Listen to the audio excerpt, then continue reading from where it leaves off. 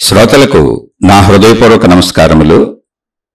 ఆధ్యాత్మిక శీర్షికలు మనం రోజు చెప్పుకుంటున్నాం. ఇందులో ఈ ఆధ్యాత్మికత అనేది జీవితానికి భిన్నమైన ప్రత్యేకమైన విషయం కాదు. మనం తెలుసుకోవాల్సింది అది. జీవించటమే ఆధ్యాత్మికం. ఆధ్యాత్మికం వేరు, జీవితం వేరు కాదు. ఆధ్యాత్మికం వేరు, శరీరం వేరు కాదు. ఆధ్యాత్మికం వేరు, మొత్తంగా మనం వేరు కాదు. ఈ ప్రపంచం వేరు కాదు. ఆధ్యాత్మికమే జీవితం, ఆధ్యాత్మికమే భౌతికం, భౌతికము ఆధ్యాత్మికము కలిసే ఉన్నాయి. అయితే ఇవి వేరువేరుగా అన్నట్టుగా మనకు ఎందుకు అనిపిస్తున్నాయి, చెప్పబడుతున్నాయి అంటే, సహజ సామాన్య మానవులు ఎవరైనా కూడా ఈ శరీరం కోసం పనిచేసుకుంటూ వెళ్ళిపోతారు. అందరూ అలా ఉండాల్సిందే. సహజ సామాన్య మానవులు అంటే ఎవరో గొప్పోళ్ళు శరీరం కోసం పనిచేయరు అనుకోబాకండి. అది కాదు. అందరూ శరీరము నేను అనేటువంటి మొదటి భావనతో స్టార్ట్ అవ్వాల్సిందే. దానికి అన్ని సమకూర్చాల్సిందే. దానికి అన్ని రకాల ఏర్పాట్లు చేయవలసిందే. దానిని సంరక్షించుకోవలసిందే. ఈ జీవితం అంతా కరెక్టే. అసలు దీనిని అశ్రద్ధ చేసినా, దీనిని పాడు చేసుకున్నా, అంటే ఈ శరీరము నేననే భౌతిక జీవితాన్ని దేన్ని పాడు చేసుకున్నా, అంటే కుటుంబ జీవితం కానీ, మానసిక ఆరోగ్యం కానీ, శారీరక ఆరోగ్యం కానీ, సమాజంలో ఉండేటువంటి మనుషులతో ఉన్న మంచి చెడులు కానీ, ఆర్థిక విధానాలు కానీ, ఏది పాడు చేసుకున్నా మొత్తం పాడైపోతుంది. ఇక్కడ ఆధ్యాత్మికత అనేది వేరైనది కాదు, ముందు తెలుసుకోండి. జస్ట్ ఇప్పుడు మనం జీవించే జీవన విధానమే ఆధ్యాత్మికత. అందులో మీరు మంచిగా జీవిస్తుంటే అది ఆధ్యాత్మిక జీవితమే. మీకు ఎన్ని మతాలు రానివ్వండి, ఎంతమంది దేవుళ్ళు రానివ్వండి, ఎంతమంది గురువులు రానివ్వండి, ఎన్ని జ్ఞాన గ్రంథాలు రానివ్వండి.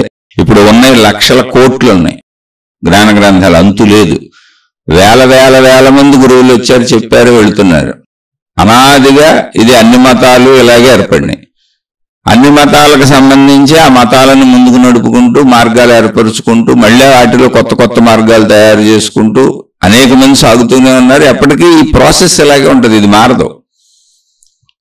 కానీ మొత్తం ఈ మతాలు, ఈ మార్గాలు, ఈ దేవుళ్ళు, ఈ గురువులు, ఈ మహాత్ములు, వాళ్ళలో స్త్రీలు ఉండొచ్చు, పురుషులు ఉండొచ్చు, ఎవరైనా ఏ మతాలు, ఏ విధానాలైనా, అన్నింటి యొక్క సారం ఏంటి అంటే, ఇప్పుడు ఇక్కడ నువ్వు ఎలా జీవిస్తున్నావు, ఈ విషయాన్ని మర్చిపోయారనుకోండి, అసలు మీరు ఆధ్యాత్మికతలో లేనట్టే.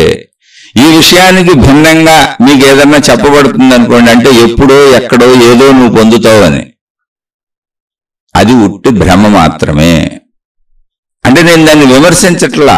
అసలు ఇప్పుడు మనం జీవిస్తుంది నిజంగా ఎప్పుడో ఎక్కడో గురించి ఎందుకు? నిరూపణ లేని సత్యాలు మాట్లాడుకొని ఏం చేస్తాం? ఇప్పుడు ఈ శరీరం వదిలినాక స్వర్గం వస్తుంది, లేదా ఈ శరీరం వదిలినాక నరకం వస్తుంది, లేదా ఈ శరీరం వదిలినాక ఆ దేవుడి లోకంలోకి వెళ్తాం, అక్కడ మా దేవుడు మమ్మల్ని రక్షిస్తాడు. బాగానే ఉంది, వినడానికి చక్కగా ఉంది. ఆ శరీరం వదిలినాక కదా. ఆ శరీరం వదిలినాక అసలు ఏం జరుగుతుంది అనే దానికంటే ముందు శరీరంతో ఇక్కడ మనం నిండు 100 ఏళ్ళు ప్రాణం పోయే వరకు జీవించాలి. దానికి ఎన్నో కావాలి. అలా మనల చుట్టూ ఎంతో మంది జీవిస్తున్నారు. అందుకని ఆధ్యాత్మికతను కానీ, మతాన్ని కానీ, మార్గాన్ని కానీ, దేవుణ్ణి కానీ, విధానాలను కానీ, ఆచారాలను కానీ, సాంప్రదాయాలను కానీ, ఏ పద్ధతులను కానీ, అంటే దైవీ ఆధ్యాత్మిక పరమైనటువంటి విషయాలు చెబుతున్నా. ఎవరితోనైనా గురువులతో నడవండి, మాతాజీలతో నడవండి, ఎలా నడవండి, ఏ మార్గంలో నడవండి, ఎలా నడవండి.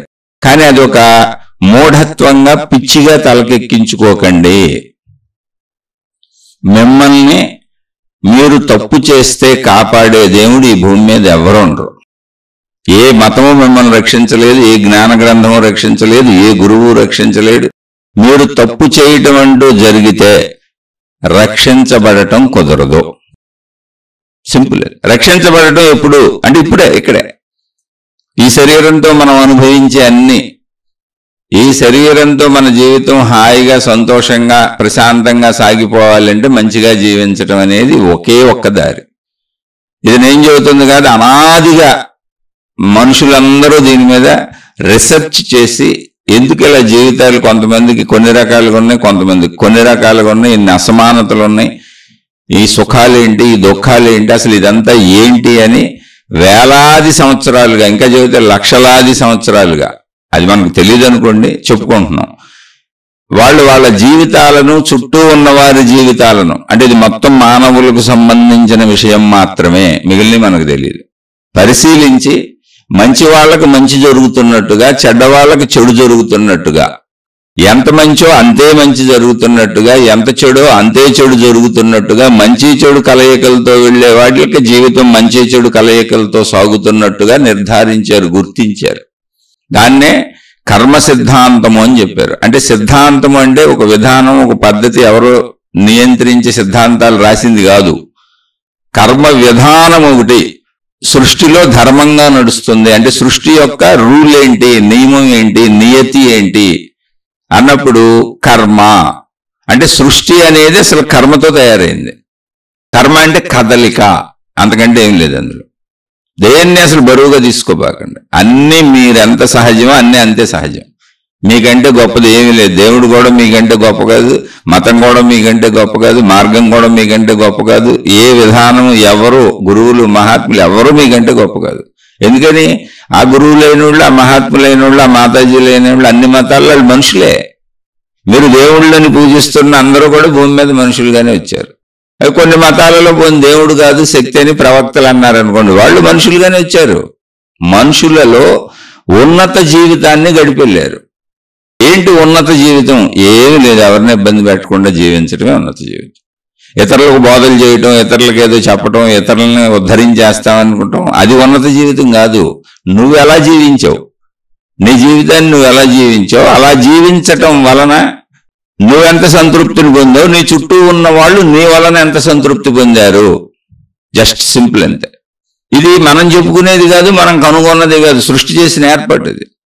మీరు గమనించుకోండి, మిగిలినవన్నీ కూడా ఊహాత్మకంగా మాట్లాడుకుంటున్నాం మనం. అనేక రకాల మతాలు అనేక విధానాలు చెప్పిన సృష్టి గూర్చి, దేవుడు గూర్చి, మన మరుజన్మలు గూర్చి, మన పరలోకం గూర్చి అనేకం చెబుతున్నాయి. మనం శరీరం వదిలిన తర్వాత, శరీరం రాకముందు అంటే మరుజన్మలు, రాబోయే జన్మలు, ఇవన్నీ అనేకం చెబుతున్నాయి. నిరూపణ లేని సత్యాలు. వాటిని నేను తప్పు అంటల్లా, రైట్ అంటల్లా, అసలు వాటి జోలికి నేను వెళ్ళటల్లా. వాటితో ఇప్పుడు మనకు పని లేదు. అది ఎప్పుడు శరీరం వదిలిన తర్వాత కదా జరిగేది ఇదంతా. ముందు ఇప్పుడు శరీరంతో ఉండటం సత్యం కదా. ఒకవేళ వాటితో పనుంది అనుకోని మనం వాటిని నమ్మినా, శరీరం ఉన్నప్పుడు మంచిగా జీవించడం తప్ప ఇంకో దారి లేదని వాళ్ళందరూ చెప్పారు. ఇప్పుడు నువ్వు పరలోకంలోకి వెళ్ళి ఒకవేళ నీ దేవుడు నిన్ను తన పక్కన కూర్చోబెట్టుకోవాలనుకున్నా నువ్వు మంచోడు అయి ఉండాలి. అది నువ్వు స్వర్గమైనా అంతే, నరకమైనా అంతే, పరలోకమైనా అంతే. నీ శరీరం వదిలిన తర్వాత అనే విషయాలు అసలు నీకు అనవసరం, నిరూపణ లేని సత్యాలు.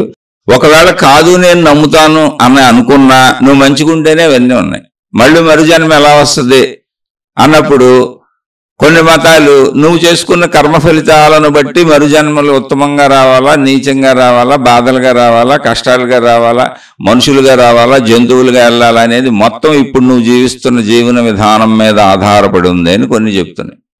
కొన్ని నువ్వు మంచిగా జీవిస్తే ఆ దేవుడు నేను తన పక్కన పెట్టుకుంటాడు, నీకు అన్ని సమకూరుస్తాడని చెబుతున్నాయి. కొన్ని అవి నమ్మినా నువ్వు చెడుగా జీవించడం అనేది ఎప్పుడూ నీకు ఇబ్బంది అని చెబుతున్నాయి. ఆ ఇబ్బంది అనేది ఇప్పుడు జీవిస్తున్న జీవితంతో మొదలై ఈ రోజు మనం జీవిస్తున్న జీవితంతో, ఈ శరీరంతో, ఈ మనస్సుతో, ఈ బుద్ధితో, ఈ కుటుంబంతో, ఈ సమాజంలో, ఇక్కడ ఈ ప్రదేశంలో ఇలా ఇప్పుడు మనం జీవిస్తున్నటువంటి దానితో మన చెడు పనుల ప్రభావం, అనుభవం మొదలై అది సాగుతుంది. అది మరణం తర్వాత కూడా సాగుతుంది అని చెప్పారు. అదే మంచి యొక్క ప్రభావం ఇప్పుడు కూడా, ఇప్పుడు ఎక్కడ ఈ శరీరంతో, ఈ మనసుతో, ఈ బుద్ధితో, ఈ కుటుంబంతో, ఈ ప్రపంచంలో, ఈ సమాజంలో ఇప్పుడు నువ్వు ఎక్కడ జీవిస్తున్న విధానంలో, నీ జీవితంలో ఆ మంచి అనుభవాలు అనుభవిస్తూ, ఆ మంచి కర్మఫలాలు అనుభవిస్తూ అదే జీవిత తర్వాత కూడా వస్తుంది అంటే అన్ని చెబుతున్నాయి. ఇంత కొంచెం తేడాగా అటు ఇటుగా చెప్పొచ్చు. కొన్ని మరుజన్మలు ఉన్నాయంటే, కొన్ని మరుజన్మలు లేవు అంటే, అక్కడ ఏదో చిత్రాతి చిత్రంగా ఈ లోకాన్ని ఎలా తయారు చేశారు, ఈ లోకం ఎలా తయారైంది అనే విషయంలో ఓడి చెబుతాయి.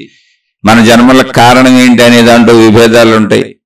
అనేక మతాలు అనేక రకాలుగా చెబుతాయి. కానీ అవన్నీ అసలు అవసరం లేని విషయాలు, నిరూపణ లేని సత్యాలు. తప్పులని మాత్రం నేను చెప్పట్లా. అసలు తప్పు అనే పాయింట్తో మనకు పని లేదు. అనేకంగా చెప్పబడినాయి అంటే అర్థం ఏంటి? ఎవరికి అర్థమైనట్టు అది చెప్పారు అంతే. అది నిరూపించడం కుదరదు. ఎందుకని మనం జన్మ వెనక్కి వెళ్ళలేము, పుట్టుకకి వెనక్కి వెళ్ళలేంగా మనకు తెలియదుగా. అలాగే మన జన్మ తర్వాత ఏంటో మనకు తెలియదు. ఇప్పుడు మనకు తెలిసింది ఇప్పుడు ఉండటం. ఈ తెలిసిన దాన్ని బేస్ చేసుకొని మొత్తం ఉంది. ఒకవేళ నేను మతం చెప్పింది నమ్ముతాను, గ్రంథం చెప్పింది నమ్ముతాను అన్నా, నువ్వు ఇప్పుడు మంచిగా జీవిస్తేనే నీకు మరుజన్మ ఉత్తమంగా ఉంటుంది. నువ్వు మరుజన్మలు నమ్మితే, నువ్వు మరుజన్మలు నమ్మకపోయినా నీ పరలోకంలో ఏదుందో, నీ తర్వాత నీ దేవుడి దగ్గర ఎక్కడ ఉంటావో అక్కడ కూడా నీకు ఉత్తమత్వం కావాలంటే ఇప్పుడు మంచిగానే ఉండాలి. సింపుల్, చాలా సింపుల్ అది. దీన్ని తీసుకోండి.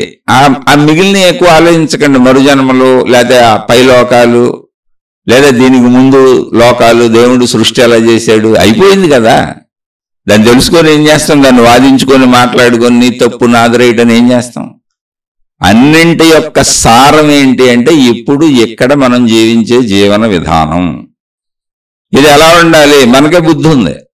మన బుద్ధి చెబుతుంది విచక్షణా జ్ఞానము అంటే మంచిగానే ఉండాలి. మంచిగా ఎందుకు ఉండలేకపోతున్నాను అని ఎవరికాళ్ళు ప్రశ్న వేసుకోవాలి. ఆ ఎవరికాళ్ళు ప్రశ్న వేసుకునే విధానాన్నే విచారణా మార్గం అన్నారు. విచారణా మార్గం అంటే మీరు ఏదో ఊహించేసుకొని లోపల ఏదో నేను కనుక్కుంటానని అనుకోబాకండి. ఏమి లేవు అక్కడ. మీరు కనుక్కునేది ఏమీ లేదు. అసలు మీరు ఉండే జీవన విధానమే మీకు అన్ని దారులు చూపిస్తుంది. మీరు మంచిగా ఉంటే మంచి దారులన్నీ వస్తాయి, మీరు చెడ్డగా ఉంటే చెడ్డ దారులే వస్తాయి. మీరు మంచిగా ఉంటే మంచి ఫలితాలు వస్తాయి, చెడ్డగా ఉంటే చెడ్డ ఫలితాలు వస్తాయి. అందుకని మంచిగా ఉండటం అనేది సృష్టిలో మనిషికి అత్యంత అవసరం. మిగిలిన జీవరాశికి మనకు సంబంధం లేదు. ఎందుకంటే సృష్టి తయారీలోనే మొత్తం సృష్టి అంతా అలా ఉంది. కానీ మనిషి తయారీ కూడా సృష్టిదే. కానీ మనిషికి ఇవ్వబడిన చిన్న స్వేచ్ఛ, ఆలోచన, జ్ఞానం, విచక్షణా జ్ఞానం, చిన్న ఎంపిక, చిన్న స్వేచ్ఛలో చిన్న ఎంపిక, ఇష్టాల చిన్న ఎంపిక ఇవ్వబడింది. ఆ ఎంపికలో మనం ఇష్టంలో చెడు చేస్తున్నామా, అయిష్టంలో చెడు చేస్తున్నామా, మంచి చేస్తున్నామా, ఇవన్నీ చూసుకోవాలి ఎక్కడైనా. ఆ చూసుకోవటాన్నే పరిశీలన అన్నారు, విచారణ అన్నారు, సెల్ఫ్ ఎంక్వైరీ అన్నారు. ఏ పేర్లు చెప్పినా నిన్ను నువ్వు చూసుకోవటం ఆధ్యాత్మికత. ఆధ్యాత్మికత అనేది నీకు అర్థము, జ్ఞానం అనేది నీకు అర్థము, మతం అనేది నీకు అర్థము, గురువు దేవుడు అనేది నీకు అర్థము.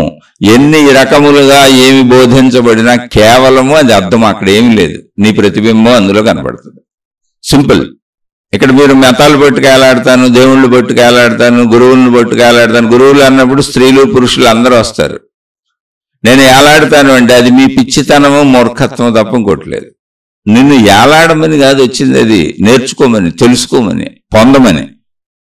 ఇప్పుడు స్కూల్కి వెళ్ళే పిల్లవాడు స్కూల్ పట్టుకేలాడతాను, బెంచి పట్టుకేలాడతాను, మాస్టర్ని పట్టుకేలాడతాను, ఆ స్కూల్నే పట్టుకేలాడతాను అంటే ఏంటి ఉపయోగమే ఉంది దానివలన?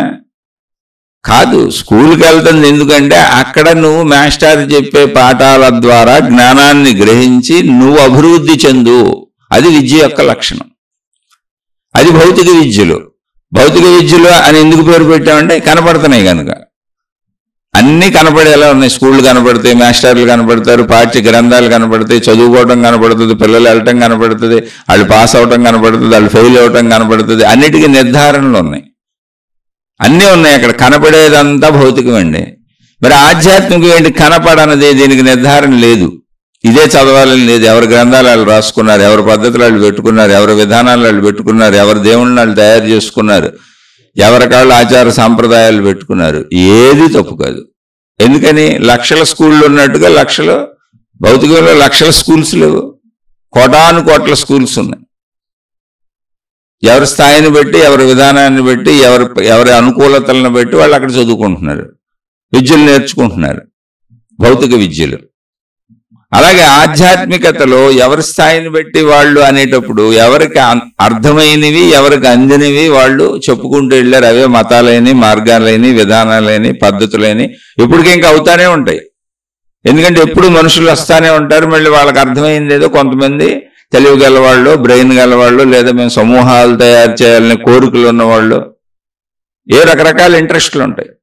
వాళ్ళు అవన్నీ చెప్పుకుంటూ వెళుతూనే ఉంటారు, కొత్తవి సృష్టిస్తూనే ఉంటారు. కొత్త దేవుళ్ళు, కొత్త విధానాలు, కొత్త పద్ధతులు, కొత్త మతాలు, కొత్త మార్గాలు, కొత్త గురువులు, కొత్త దేవుళ్ళు అందరూ వస్తూనే ఉంటారు. ఇంకా మళ్ళీ గురువులు అన్నప్పుడు చెబుతున్న స్త్రీ పురుషులు ఇద్దరు ఉంటారు. నేను మాట్లాడే ప్రతి విషయం మానవ జాతికి, స్త్రీ పురుషులిద్దరికీ వర్తిస్తుంది. ఇక్కడ మనం మనను చూసుకోవటం ప్రధానం. ఇవన్నీ మన కోసం. ఇప్పుడు నేను లేననుకోండి, ఒక్క నిమిషం ఆలోచించండి. నేను లేను, ఇప్పుడు నేను చనిపోయాను, నేను లేను. నాకు మతం ఉందా, మార్గం ఉందా, దేవుడు ఉన్నాడా, గురువు ఉన్నాడా, గురువుని ఉందా, మాతాజీ ఉందా, లేకపోతే ఏముంది, అసలు ఎవరున్నారు, సృష్టి ఉందా, ప్రపంచం ఉందా? లేదుగా, నేను లేనుగా. నేనుంటే ఉండేది ఇదంతా, నేను లేకపోతే లేనిది ఇదంతా. నేనుండి ఉపయోగించుకుంటేనే దానికి విలువ ఉంది, నేను ఉపయోగించుకోకపోతే దానికి విలువ లేదు. మీరు మంచి నెంబర్ 1 కోటి రూపాయల కారు కొనుక్కున్నారు, ఓ అద్భుతమైన కారు కొనుక్కున్నారు. 1 కోటి రూపాయలు, 10 కోట్లు, 100 కోట్లు, 1000 కోట్లు ఊహించుకోండి, ఊహగా. ఆ కారుని తెచ్చి పెట్టుకున్నారు చక్కగా ఇంటి దగ్గర. దాన్ని మీరు ఎప్పుడు వాడరు, మీకు వాడటం రాదు, అసలు కారు డ్రైవింగ్ రాదు, వాడాల్సిన అవసరం లేదు.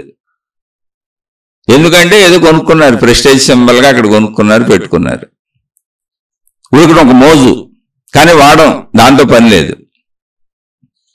ఇప్పుడు ఏంటి ఆ కారు ఉపయోగం అసలు ఎందుకున్నట్టు? నువ్వు కారు తీయవు, ఎక్కవో, తిరగవో, నీకు వాడటం రాదు, నీకు డ్రైవింగ్ రాదు, అసలు నీకు దాన్ని వాడాల్సిన అవసరం కూడా లేదు, కానీ కొన్నావు. అలా చాలా మంది మతాన్ని, దేవుళ్ళని, మార్గాల్ని, విధానాలని, పద్ధతుల్ని అలా పెట్టుకుంటారు. మాకో గురువు ఉన్నాడు, మాకో మతం ఉందని వేషభాషలు వేసుకొని, ఆ రూపురేఖలు పెట్టుకొని, మేము భక్తులమే, మేము మతం తాలూకా వాళ్ళమే, మాకు విధానాలు ఉన్నాయి, ఆచారాలు ఉన్నాయి, సాంప్రదాయాలు ఉన్నాయి అని ఆడంబరాలు చూపిస్తారు, కారుని చూపిస్తున్నట్టు. అది కాదు, అసలు దాంతో నీకు సంబంధం లేదు, అది భౌతికం, అది ఆధ్యాత్మికం కాదు. ఆధ్యాత్మికం అంటే నీ లోపల నువ్వు ఎలా ఉంటున్నావు, సింపుల్. ఎలా ఉంటున్నావు అన్నదానికి కారణాలు చెప్పకు, ఎందుకు చెడుగా ఉంటున్నావు కారణాలు చెప్పకు, దానివల్ల నువ్వు రక్షింపబడవు. నేను ఫలానందుకు చెడుగా ఉంటున్నాను అనుకోండి, నువ్వు రక్షింపబడవు, అంతే.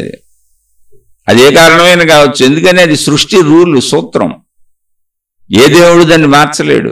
దేవుళ్ళని మనం తయారు చేసుకున్నాం, ఉత్తమంగా బతికిన వాళ్ళని మొత్తంగా చాలా మతాల్లో దేవుడిగా పెట్టుకున్నారు. అక్కడి నుంచి వాళ్ళ పేరులతో మతాలు స్టార్ట్ అయినాయి.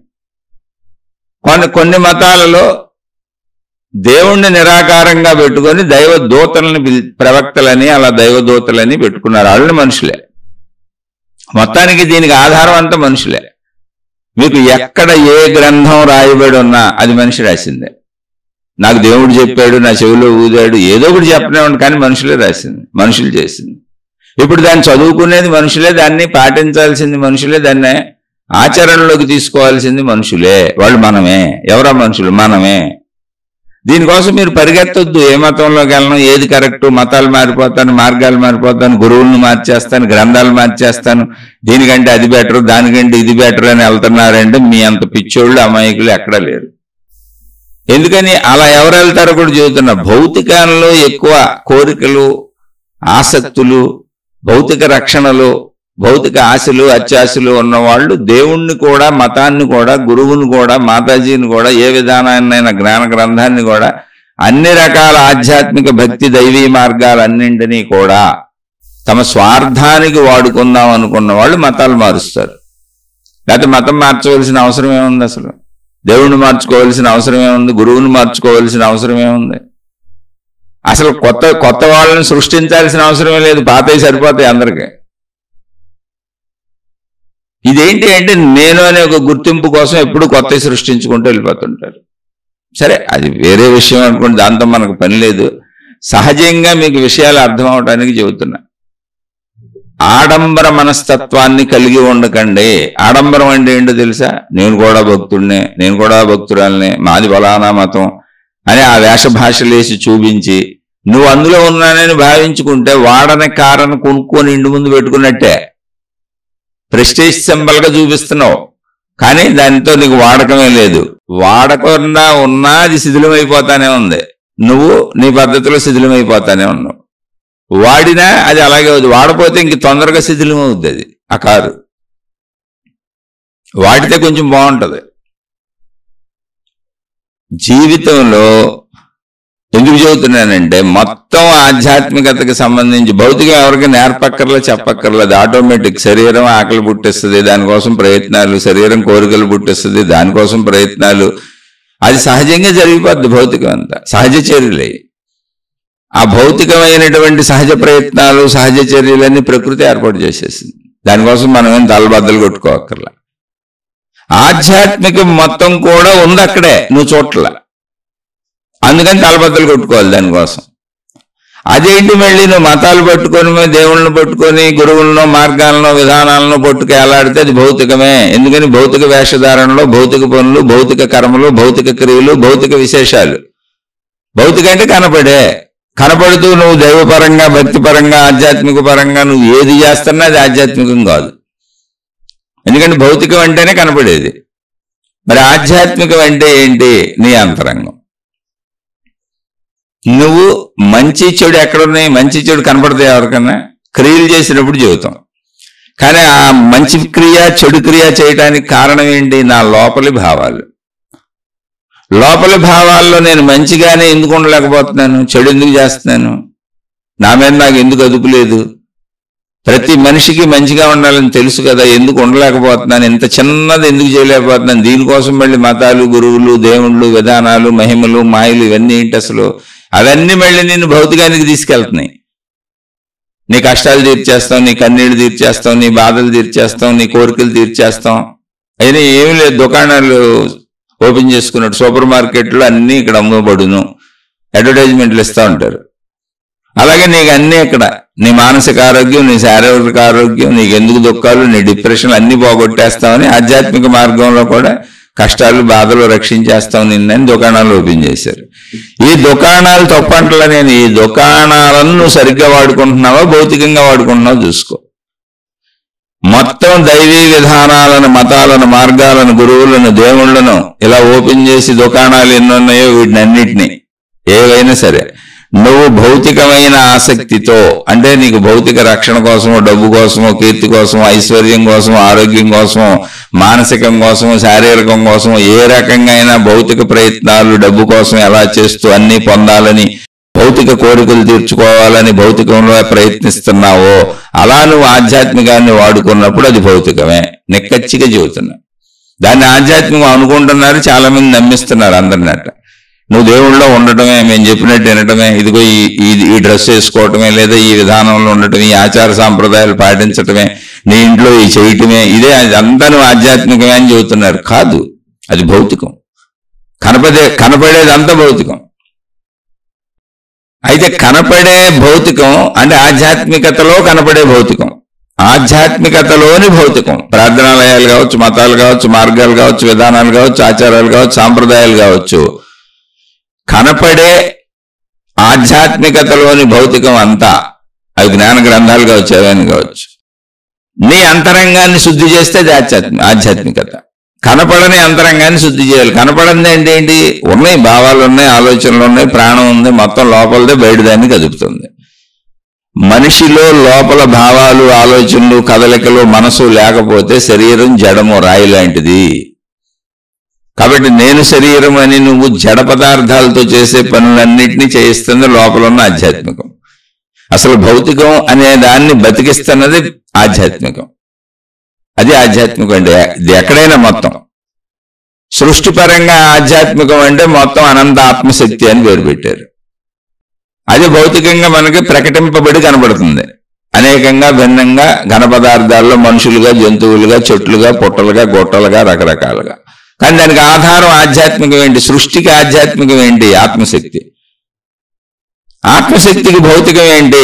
వ్యక్తీకరించబడి కనబడుతున్న సృష్టి మొత్తం. అలాగే మనిషికి ఆధ్యాత్మికం ఏంటి? అంతరంగం.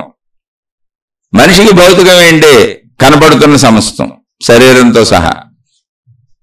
మీరు అలా కనపడుతున్న విధానాలలో ఆధ్యాత్మికాన్ని వాడుకుంటే అది భౌతికమే అంటున్నా. మీరే ఆలోచించుకోండి, కూర్చొని. నాతో తర్క వితర్కాలు వద్దు, కానీ నేను తప్పు చెప్పాను, నచ్చలేదు అనుకుంటే మీ మార్గాల్లో మీరు వెళ్ళిపోండి. నాకు ఉంటున్న కొద్దిమంది సోదర సోదరిమణులకి ఇది కూడా అంతరంగ మథనం కోసం, విశ్లేషణ కోసం, ఎవరికాళ్ళు ఆలోచించుకోవటం కోసం, నాకు కలిగిన, నేను ఆలోచించుకుంటున్నా, నాకు అనిపించిన విషయాలు చెబుతున్నా. సత్యము అని నేను అసలు రూఢీపరుస్తుల్లా, నన్ను నమ్మమని నేను అసలు చెప్పటల్లా. నమ్మొద్దు ఎవరిని, నన్నే కాదు ఎవరిని నమ్మొద్దు. మీరు పరిశీలించుకోండి. నమ్మకం గురించి చాలాసార్లు చెప్పాను. నీకు 2 కాళ్ళు ఉన్నాయి, నీకు 2 చేతులు ఉన్నాయి, నీకు 2 కళ్ళు ఉన్నాయి, నీకు ఓ ముక్కు ఉంది, నీకు ఇలా ఉంది అని నిన్ను ఎవరు నమ్మించాల్సిన అవసరం లేదు. ఎందుకని అది నీకు ఉంది కాబట్టి. ఉన్న వాటిని నమ్మించక్కర్లేదు. నీ తల మీద నీకు 2 కొమ్ములు ఉన్నాయి, నమ్ము నమ్ము నమ్ము, నీకు కనపడతలేదు కానీ ఉన్నాయి అన్నారు అనుకోండి, అది నమ్మకం అంటే. లేని కొమ్ములను నమ్ముకుంటూ ఉంటావు. లేని కొమ్ముల్ని నమ్మినా నువ్వు ఆ కొమ్ములతో పొడవగలవు ఎవరినన్నా? చెప్పారు నీకు నీ తల మీద 2 కొమ్ములు ఉన్నాయి, ఇది ఆవులకి గేదెలకి ఎవరిని చూసావు, వాటికంటే షార్ప్గా ఉన్నాయి, అది నీ రక్షణ కోసమే పెట్టబడింది. కాబట్టి నీకు ఏదైనా అపాయాలు వచ్చినప్పుడు నీ చేతులు ఆయుధాలు లేకపోయినా కంగారు పడకు, నీ తల మీద ఉన్న 2 కొమ్ములతో పొడిసిపారేయని చెప్పారు. ఆపదల నుంచి నిన్ను నువ్వు రక్షించుకో అని చెప్పారు. కానీ కొమ్ములు కనపడదల్లా లేవు. కానీ నువ్వు నమ్ముతున్నావు, బలంగా నమ్ముతున్నావు, సంపూర్ణ విశ్వాసంతో నమ్ముతున్నావు. ఆ 2 కొమ్ములు ఇప్పుడు నీకు ఉపయోగపడతాయా? ఆపదల్లో నిన్ను రక్షిస్తావా? రక్షించుకోగలవా? వాటితో పొడవగలవా ఎవరినన్నా? నమ్మకం అండి అలాంటిదే. ఇలా ఉపయోగం లేదు. అది ఉన్న వాటిని నమ్మక్కర్లేదు, లేనిది నమ్మినా ఉపయోగం లేదు. Simple thing. అందుకని నమ్మకం జోలికి వెళ్ళబాకండి. ఇప్పుడు ఏమున్నాయో అవన్నీ చేసుకుంటారండి. మిమ్మల్ని మీరు నమ్మండి. ఎందుకని మీరు ఉన్నమాట నిజం, మీ అంతరంగం ఉన్నమాట నిజం. మీ శరీరం భౌతికం. మీ శరీరంతో మీరు బయటికి వెళ్ళి చేసే క్రియలన్నీ భౌతికం. మీరు బయట నుంచి గ్రహించి చూసే ప్రపంచం మొత్తం భౌతికం. మీరు బయటికి వెళ్ళడానికి ఆధారమైన మీ ఆలోచన, మీ ప్రాణశక్తి ఆధ్యాత్మికం. కన్ను చూడాలంటే ప్రాణశక్తి ఉండాలి, చెవి వినాలంటే ప్రాణశక్తి ఉండాలి, ముక్కు వాసన చూడాలంటే ప్రాణశక్తి ఉండాలి, శరీరం కదలాలంటే ప్రాణశక్తి ఉండాలి. ప్రతి మూమెంట్కి, ప్రతి పనికి ప్రాణశక్తి శరీరంలో ఉండాలి.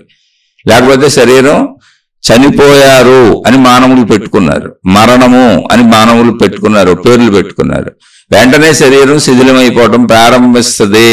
ఎప్పుడైతే ప్రాణశక్తి లేదో శరీర శిథిలత మొదలైపోద్ది. ఇంకా అలాగే మీరు 2-3 రోజులు 4 రోజులు ఉంచుకుంటే, ఇప్పుడు ఐస్ బాక్సులు వచ్చి పెట్టి ఉంచుతున్నారు, మామూలుగా అలా ఉంచేసుకుంటే శిథిలమై కుళ్ళిపోద్ది. ఆ ఐస్ బాక్సుల్లో కూడా మీరు అతి ఎక్కువ కాలం ఉంచలేరు, అది పాడవుతూనే ఉంటుంది. ప్రాణశక్తి దాన్ని ఉంచింది. అంటే ఇప్పుడు భౌతికమైనటువంటి జడ పదార్థం లాంటి ఒక రాయి రప్ప లాంటి మన శరీరాన్ని ప్రాణశక్తి కలయిక చేత కదుపుతూ సజీవంగా ఉంచుతుంది. అది లేకపోతే సజీవత్వం ఇందులో ఉండదు. దీనికి మీకు ఎవరో చెప్పడం ఎందుకు? మీరు ఆలోచించుకుంటే సరిపోద్ది కదా. దీనికి ఎవరినో మళ్ళీ అక్కడి నుంచి నేను దేవుణ్ణి తెచ్చుకుంటాను, గురువుని తెచ్చుకుంటాను, గ్రంథాన్ని తెచ్చుకుంటాను, అందులో చెప్పిందే నమ్ముతాను, నమ్ము, నేను కాదంటలా. అదంతా నీకు ఇలా చెప్పాలి, నీకు నువ్వు అర్థం అవ్వాలి. నువ్వు దేన్నైనా నమ్ము, నీకు నువ్వు అర్థం అవ్వాలి, అది నీలో నీకు కనపడాలి, అది నీలో నీకు దర్శనం అవ్వాలి, అది నీలో నీకు అనుభూతి అవ్వాలి, అది నీలో నీకు నిరూపణ అవ్వాలి, నమ్మకం కాదు. 2 కొమ్ములు ఉన్నాయి నేను చెప్పాను నమ్మన్నట్టు కాదు. నీ అంతరంగంలో ఆలోచనలు ఉన్నాయి, నీకు తెలుస్తుందా లేదా? తెలుస్తుంది. కనపడుతున్నాయా? కనపడలేదు. అదే ఆధ్యాత్మికం. ప్రాణశక్తి ఉంటేనే శరీరం నడుస్తుంది, అవునా కాదా? అవును. ప్రాణశక్తి లేకపోతే శరీరం శిథిలం అయిపోతుంది. దాన్ని మరణం అన్నారు, చావు అన్నారు, చనిపోయారు అంటున్నారు, తీసుకెళ్లి కాల్ చేస్తున్నారు, పూర్తి చేస్తున్నారు, అవునా కాదా? అవును. అంటే ప్రాణశక్తి ఇప్పుడు మనం మాట్లాడుకుంటున్నాం, వింటున్నాం, బతికున్న వాళ్ళందరిలో ప్రాణశక్తి ఉందా లేదా? ఉంది. బతికున్న వాళ్ళని ఎవరిని అంటున్నారు? ప్రాణశక్తి ఉన్నప్పుడు. మరి ప్రాణశక్తి కనపడిందా? తెలీదు. ఉన్నదని తెలుస్తుందా లేదా? తెలుస్తుంది. ఇది నిరూపణ అంటే, ఇది నమ్మకం అంటే. నమ్మకం ఏంటి అంటే నిరూపణ ఉంది అక్కడ, నాకు అనుభవం అవుతుంది. నీకు చూపించలేకపోవచ్చు, నీకు కనపడకపోవచ్చు, కానీ నాకు అనుభవం అవుతుంది. నీకు 2 కొమ్ములు ఉన్నాయి అన్నారు, నీకు అనుభవం అవుతుందా? నీ తలలో 2 కొమ్ములు ఉన్నాయి అన్నారు, నువ్వు ఊహించుకో ఊహించుకో ఊహించుకో ఊహించుకో, కొమ్ములు నువ్వు కలగను, ధ్యానం చేయి, కొమ్ములు కనపడుతున్నాయి, కానీ కొమ్ములు ఉన్నాయా? అనుభవంగా ఉందా? దాన్ని వాడగలవా? లేదు, భ్రమది. నేను భ్రమలో అదే గాఢ ధ్యానం చేస్తే కొమ్ములున్న రూపం నాది నాకు కనపడవచ్చు, కానీ కొమ్ములు నాకు ఉపయోగించుకోవడానికి ఉండదు, ఒక భ్రమాత్మకత. అలా భ్రమలో అనేక మంది మహిమలో మాయలు సూక్ష్మలోకాలు తిరిగి వచ్చాం, ఈ శరీరం వదిలి బయటికి వెళ్ళి వచ్చాం, అటు వెళ్ళి వచ్చాం, ఇటు వెళ్ళి వచ్చాం. ఏంటి అటు వలన ఉపయోగం నీకు? నేను వాటిని కించపరచటలా, నేను వాటిని తప్పు పట్టట్లా. వాటి వలన నీకు ఉపయోగం ఏంటి అది చెప్పు. ఏమీ లేదు. నీ ప్రాక్టికల్ జీవితాన్ని నువ్వే పాడు చేసుకుంటున్నావు. నువ్వు ఎన్ని చేసినా ఇక్కడ నీకు శరీరం ఉంది, నీకో భార్య, నీకో భర్త, నీకో కుటుంబం, నీకో పిల్లలు, ఈ శరీరం చచ్చే వరకు విధానం ఇంతే. నువ్వు సూక్ష్మ శరీర యానాలు చేసేస్తే ఆ సూక్ష్మ శరీర యానాల్లో పరలోకంలోంచి నీకు డబ్బులు ఏమి ఇవ్వరు ఎవరు. నువ్వు ఇక్కడ కష్టపడితేనే డబ్బులు. అయితే తెలివి ఉంది ఇక్కడ, జాగ్రత్తగానండి. ఇలా చెప్పి నమ్మిస్తున్న వాళ్ళు హాయిగా బతుకుతున్నారు, ఎందుకంటే వాళ్ళకి డబ్బులు వస్తున్నాయి.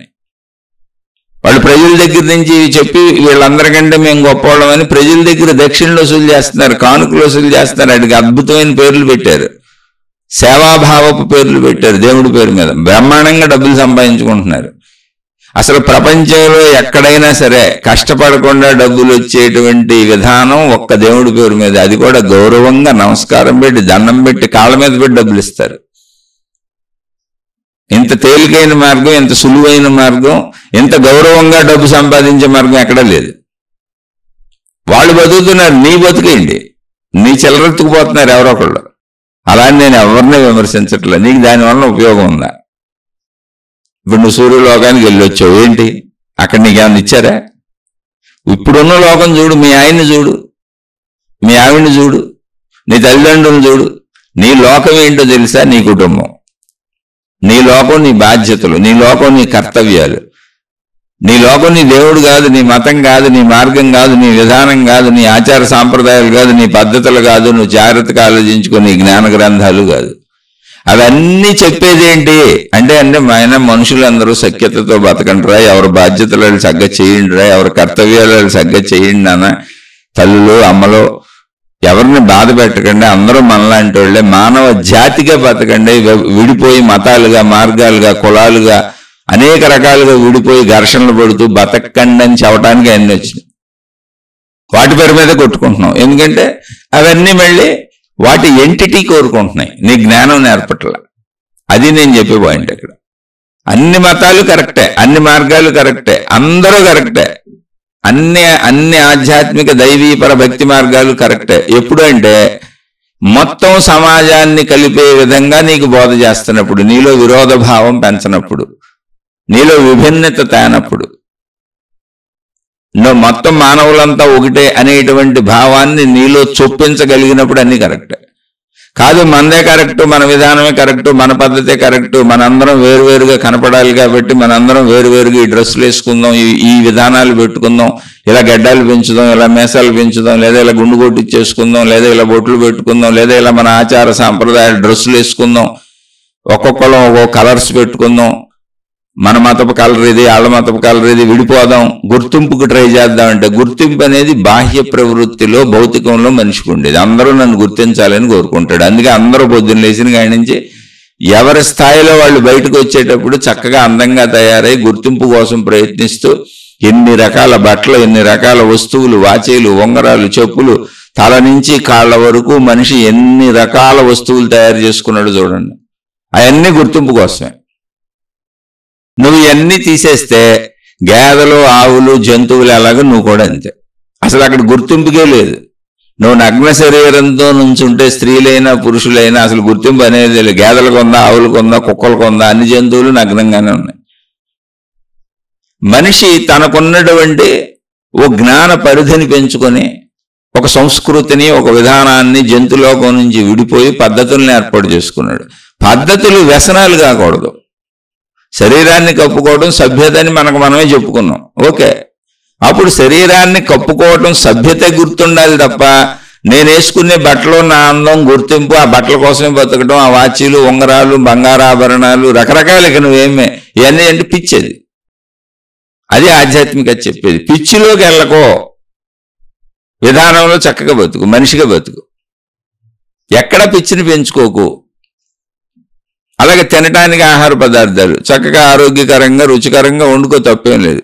కానీ నీ ఆరోగ్యమే నువ్వు పాడు చేసుకునేంత ఎందుకు వండుకుంటున్నావు, ఎందుకు తింటున్నావు, నీ మీద నీకు కంట్రోల్ లేకుండా ఎందుకు పోయింది, నువ్వు తినే తిండే నిన్ను చంపేసేలా, నీకు అనారోగ్యాలు వచ్చేలా, నీకు బాధలు వచ్చేలా ఎందుకు అయిపోతున్నావు? అది పిచ్చి అని నీకు తెలియట్లేదా? అది వ్యసనం అని నీకు తెలియట్లేదా? ఆ బుద్ధిహీనత ఎందుకు వచ్చేసింది? అది జంతు లక్షణం. అసలు జంతువులు కూడా అలా తినవు, తిండిని చూసుకోండి మీరు కావాలంటే. జంతువులకు హాస్పిటల్స్ ఉండవు, అవి కరెక్ట్గా తింటున్నాయి. ఇది ఆధ్యాత్మికత అంటే. అంతే తప్ప నీకెవరో దేవుడు, నీకెవరో కనపడటం, ఈ వెలుగులు చిమ్మేయటం, మహిమలు మాయలు, గురువులు చేసే మహిమలు, మాతాజీలు చేసే మహిమలు మాయలు, జ్ఞాన గ్రంథాలు చెప్పే మహిమలు మాయలు, ఇంతకుముందు ఎప్పుడో వేల సంవత్సరాల నుంచి వచ్చిన మన దేవుళ్ళ మహిమలు మాయలు ఇవి కాదు. అయితే ఇవన్నీ ఉన్నాయి, మంచిదే. మళ్ళీ చెబుతున్న దేటిని నేను కించపరచటం లేదు. అవన్నీ ఇప్పుడు ఇక్కడ నిన్ను స్థితప్రజ్ఞుడుగా, స్థితప్రజ్ఞురాలుగా ఉంచాలి. స్థిత ప్రజ్ఞత అంటే ఏంటో తెలుసు, గొప్ప పదం కాదు అసలు. ప్రజ్ఞ అంటే తెలివి, స్థిత అంటే స్థిరంగా పనిచేస్తుంది. ఇప్పుడు ఇక్కడ పనిచేస్తుంది, ఇప్పుడు ఇక్కడ చక్కగా పనిచేస్తుంది, ఇప్పుడు ఇక్కడ హాయిగా పనిచేస్తుంది, ఇప్పుడు ఇక్కడ ప్రశాంతంగా పనిచేస్తుంది, ఇప్పుడు ఇక్కడ నువ్వు ఆనందంగా ఉంటావు, ఇప్పుడు నువ్వు ఎవరిని బాధ పెట్టకుండా ఉంటావు, ఇప్పుడు ఇక్కడ నువ్వు సంతోషంగా ఉంటావు, అందరినీ సంతోషంగా ఉంచుతావు. మానవ జాతి మొత్తం ఒకటే. మనం ఏర్పరుచుకున్నటువంటి సభ్యత, సంస్కారాలు, విధానాలు, ఇలా బతుకుదామని మనం తయారు చేసుకున్న కుటుంబ వ్యవస్థ, ధార్మిక వ్యవస్థ, ధర్మ వ్యవస్థ, న్యాయ వ్యవస్థ ఏవైతే ఉన్నాయో వాటన్నిటిని గౌరవించుతూ సాగటమే దేశ కాల పరిస్థితులు. మొత్తం మనం ఏర్పరుచుకున్న వ్యవస్థ ఇది. మానవ లోకం జంతులోకం నుంచి విడిగా మనం బయటకు వచ్చేసాం. ఆదిమములో అంటే మొదటిలో, ఆది మానవులు అంటే ఎవరో మనకు తెలియదు, అది ఎప్పుడో కాలం తెలీదు. మొదటిలో మానవులు అని జంతువులతో కలిసి ఉన్నారు. ఎందుకని అన్ని కలిసే ఉన్నాయి. ఇప్పుడు ఉన్నదంతా చెట్లే, అడవులే. భూభాగంలో చాలా చోట్ల నీటి వనరులు ఉన్న అన్ని చోట్ల అడవులే ఉన్నాయి. ఆ అడవుల్లో జంతువులు ఉన్నాయి, మనుషులు ఉన్నాయి, అన్నీ ఉన్నాయి. అదంతా సృష్టి మొత్తం కలిపితే. అందులోంచి ప్రజ్ఞ ఉన్న మానవుడు ఈ జంతులోకం నుంచి విడిపోతూ వచ్చాడు, మానవ లోకం నిర్మించుకున్నాడు. ఎందుకని మానవ సమూహం మనం విడిగా ఉండాలి, మానవులందరం ఈ జంతువులతో మనకు ప్రమాదంగా ఉంది అని తనకు ఒక ప్రమాదం లేని లోకాన్ని నిర్మించుకున్నాడు. అందుకని జంతులోకం నుంచి, అడవుల్లోంచి, చెట్టు పుట్ట చేమల్లోంచి బయటకు వచ్చేసాడు, గుహల్లోంచి బయటకు వచ్చేసాడు, చక్కగా ఇల్లు కట్టుకున్నాడు, నిర్మించుకున్నాడు. అది ఇప్పుడు మనం అనుభవిస్తున్న వ్యవస్థ. దీనికి కొన్ని లక్షల సంవత్సరాల పట్టింది ఈ పరిణామానికి. ఇంకా ఎన్నో వస్తువులు తయారు చేసుకున్నాడు, ఎన్నో తయారు చేసుకున్నాడు.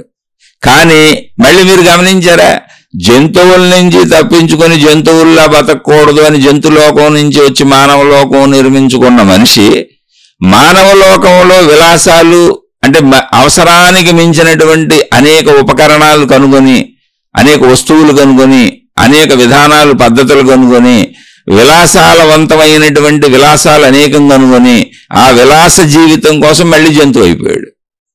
ఇప్పుడు పూర్వం అడవిలో ఉన్నప్పుడు మానవుల మీద జంతువులు దాడి చేసాయి. పులులో, సింహాలో, ఏనుగులో, అక్కడ ఉన్న నక్కలో, కుక్కలో, తోడేళ్ళలో, ఏదైతే అది క్రూర జంతువులు, సర్పాలో ఏదో.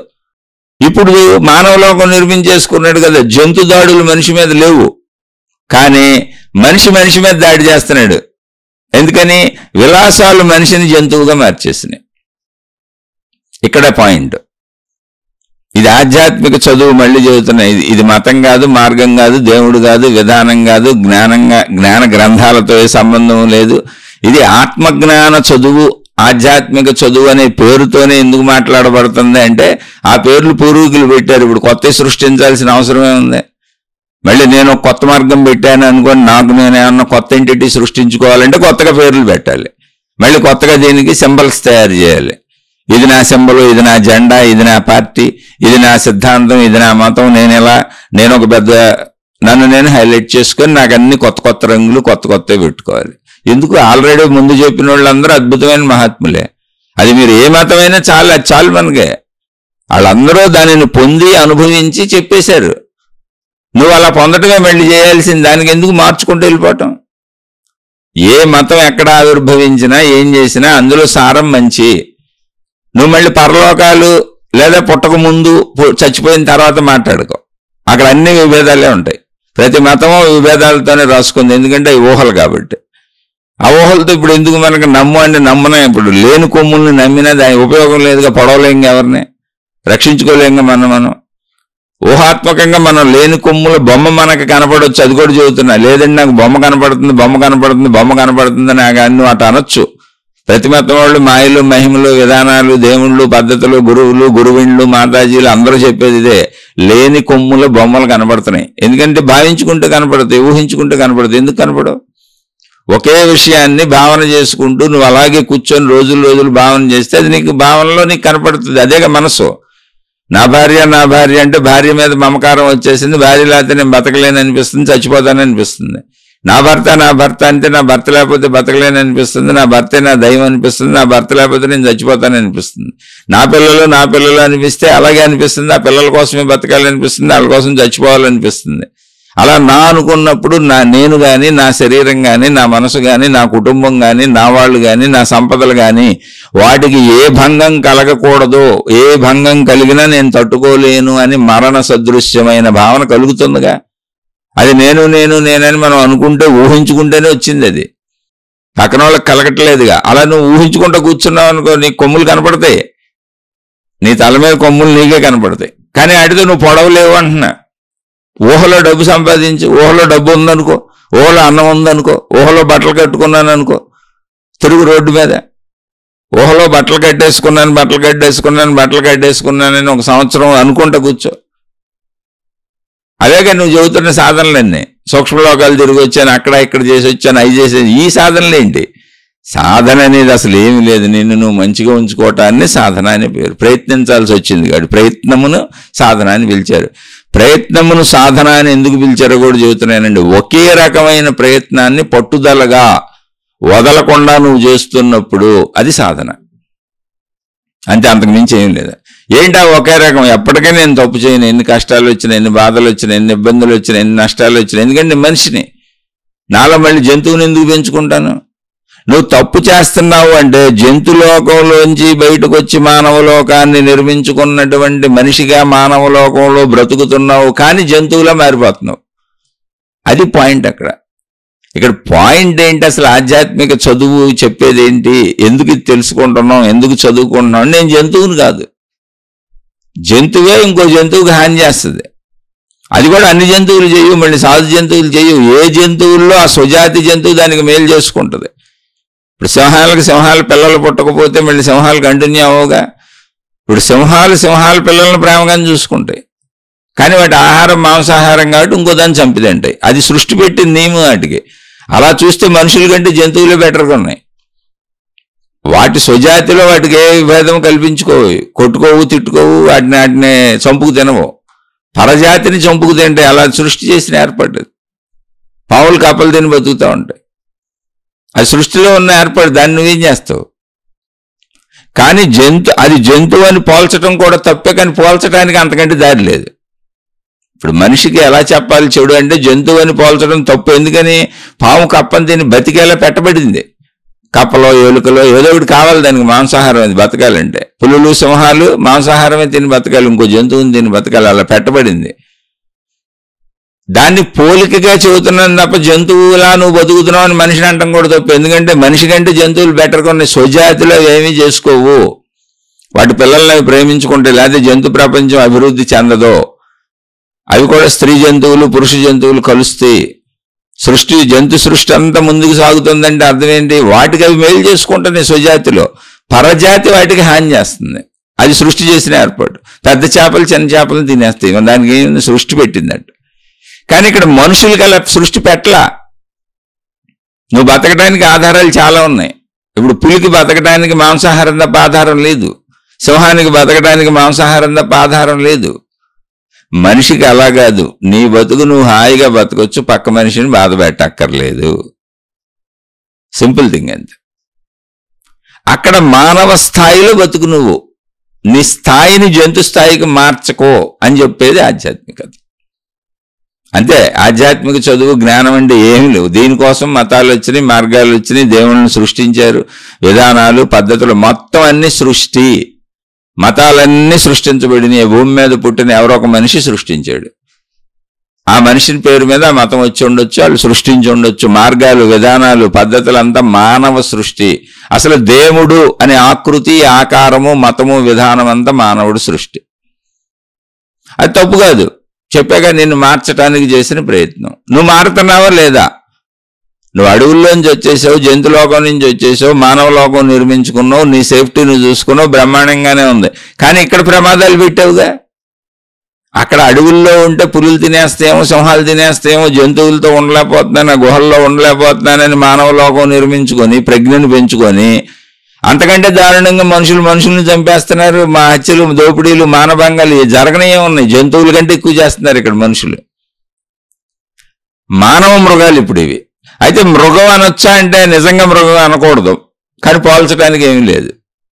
ఓ పులి కుందేళ్ళని చంపుకు తింటుంది అనే సత్యం మనకు తెలుసు కనుక పోల్చాం. కానీ సత్యంలో అయితే తప్పు ఆ పోలిక. ఎందుకని అంటే పులికి అదే పెట్టబడినటువంటి నియమిత విధానము సృష్టి పెట్టింది, దానికి అది తప్పు కాదు, కానీ మనకది తప్పు. అందుకని మృగం అంటం కూడా తప్పే మనిషిని, కానీ ఏమనాలి తెలియదుగా. పోల్చడానికి మనిషికి అర్థమయ్యే భాషలో ఇంకేమనాలో తెలియదు, అందుకని జంతువులతోనే పోల్చుకోవాలి. మానవ మృగాలు కాదు, మీరు మానవులు, మీరు మానవులుగా బతకాలి అనేటువంటి సత్యాన్ని తెలియచెప్పే విధానాన్ని జ్ఞానము అన్నారు. అలా నీలో నువ్వు అలా ఉండాలి అంటే భౌతిక ప్రక్రియలన్నీ ఏంటి, నువ్వు చేసే పైకి కనపడే క్రియలు, మోసం చేసావు, అన్యాయం చేసావు, అబద్ధం చెప్పావు, తప్పు చేసావు, ఇవన్నీ ఎందుకు చేస్తున్నావు చెప్పు. మొత్తం మోసాలన్నింటికి మూలం డబ్బు. డబ్బు ఎందుకు అంటే మొత్తం సుఖాలన్నింటికి మూలం డబ్బు, అవసరాలన్నింటికి మూలం డబ్బు, అంతే. మొత్తం బతకడానికి రైట్. వ్యభిచారాలు ఎందుకు చేస్తున్నాం, ఆ తప్పులే. మొత్తం శారీరక కోరికల్ని అదుపు లేక మిగిలింది అది. మనిషి చేయగలిగిన తప్పుల్లో శారీరకపరమైన తప్పులు, ఆర్థికపరమైన తప్పులు. ఆర్థికపరమైన తప్పులన్నీ ఎందుకంటే మిగిలిన అవసరాలన్నీ దాంతోనే జరుగుతాయి.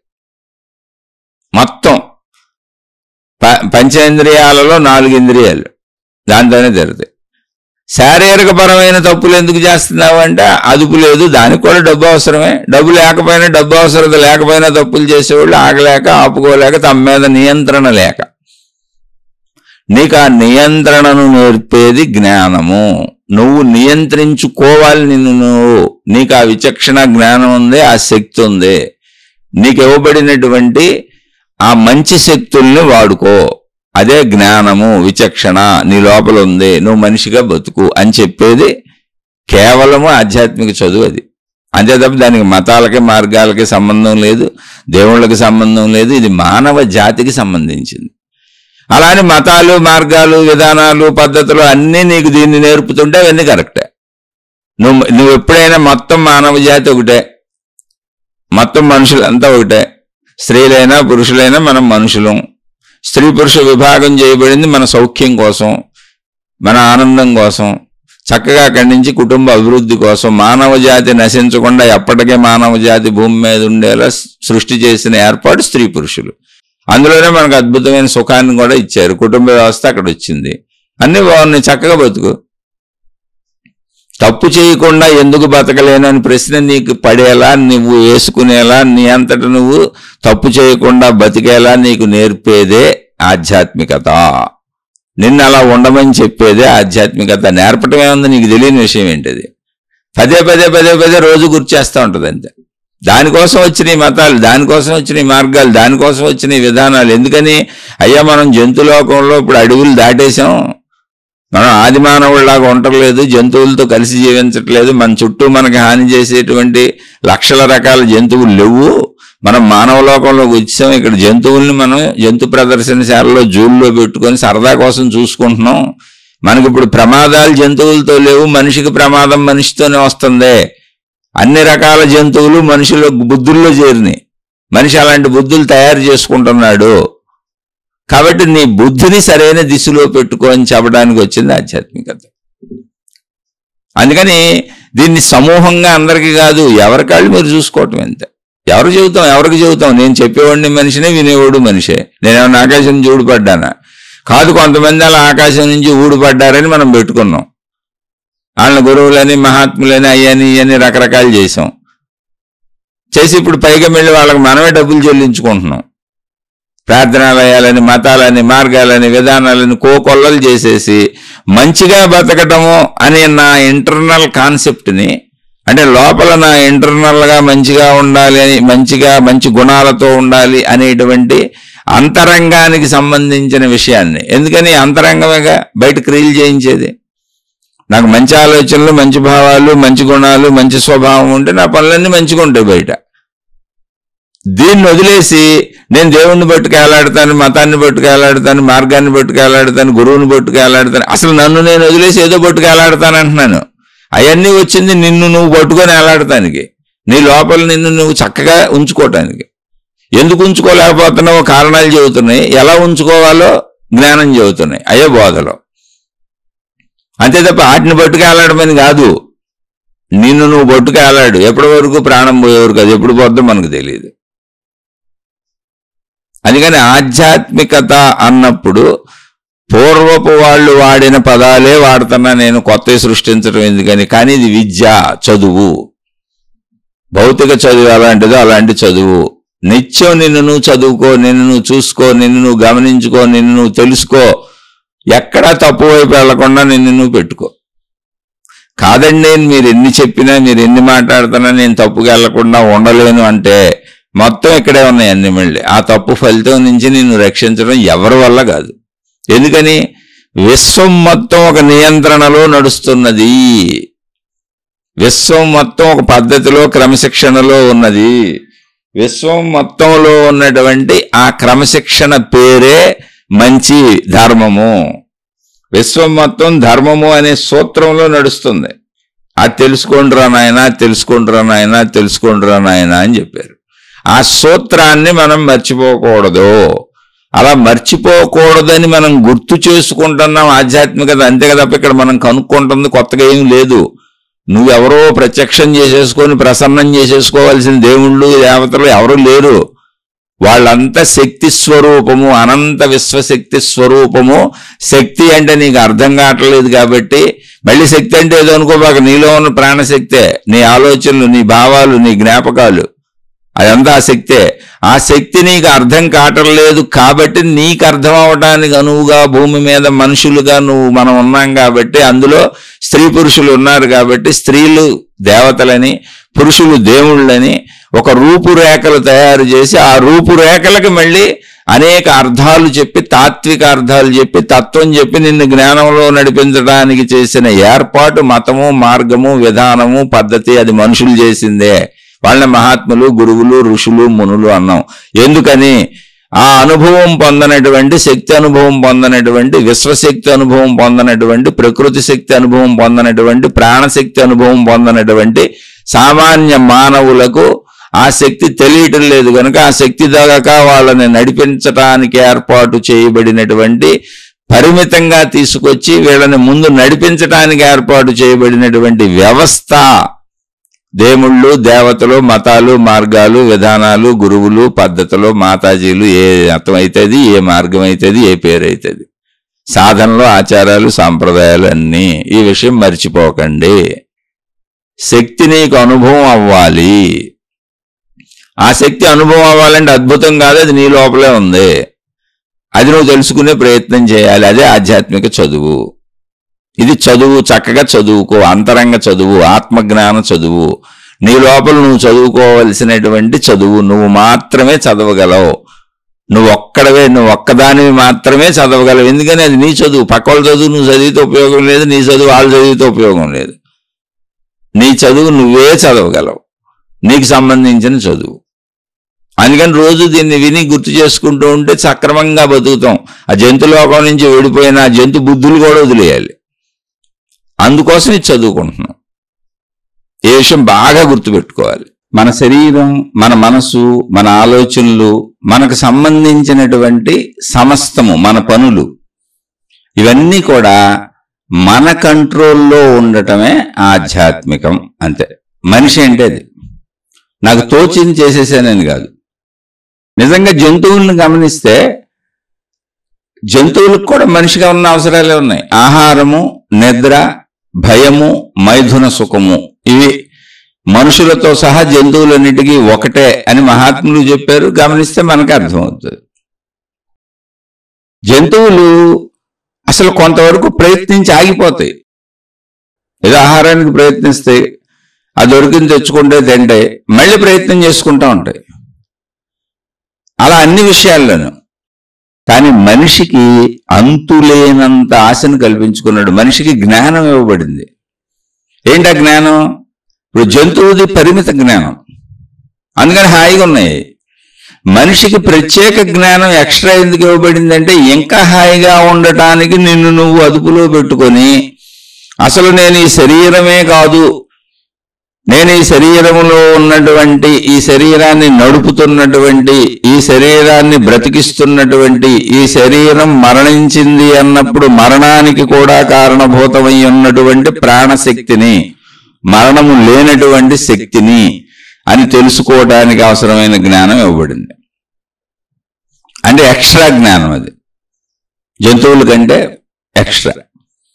అలా ఇవ్వబడిన జ్ఞానాన్ని మనిషి ఆశకి, అత్యాశకి, దురాశకి ఉపయోగించుకొని ఇంకా దుర్మార్గత్వానికి వెళ్ళిపోతున్నాడు.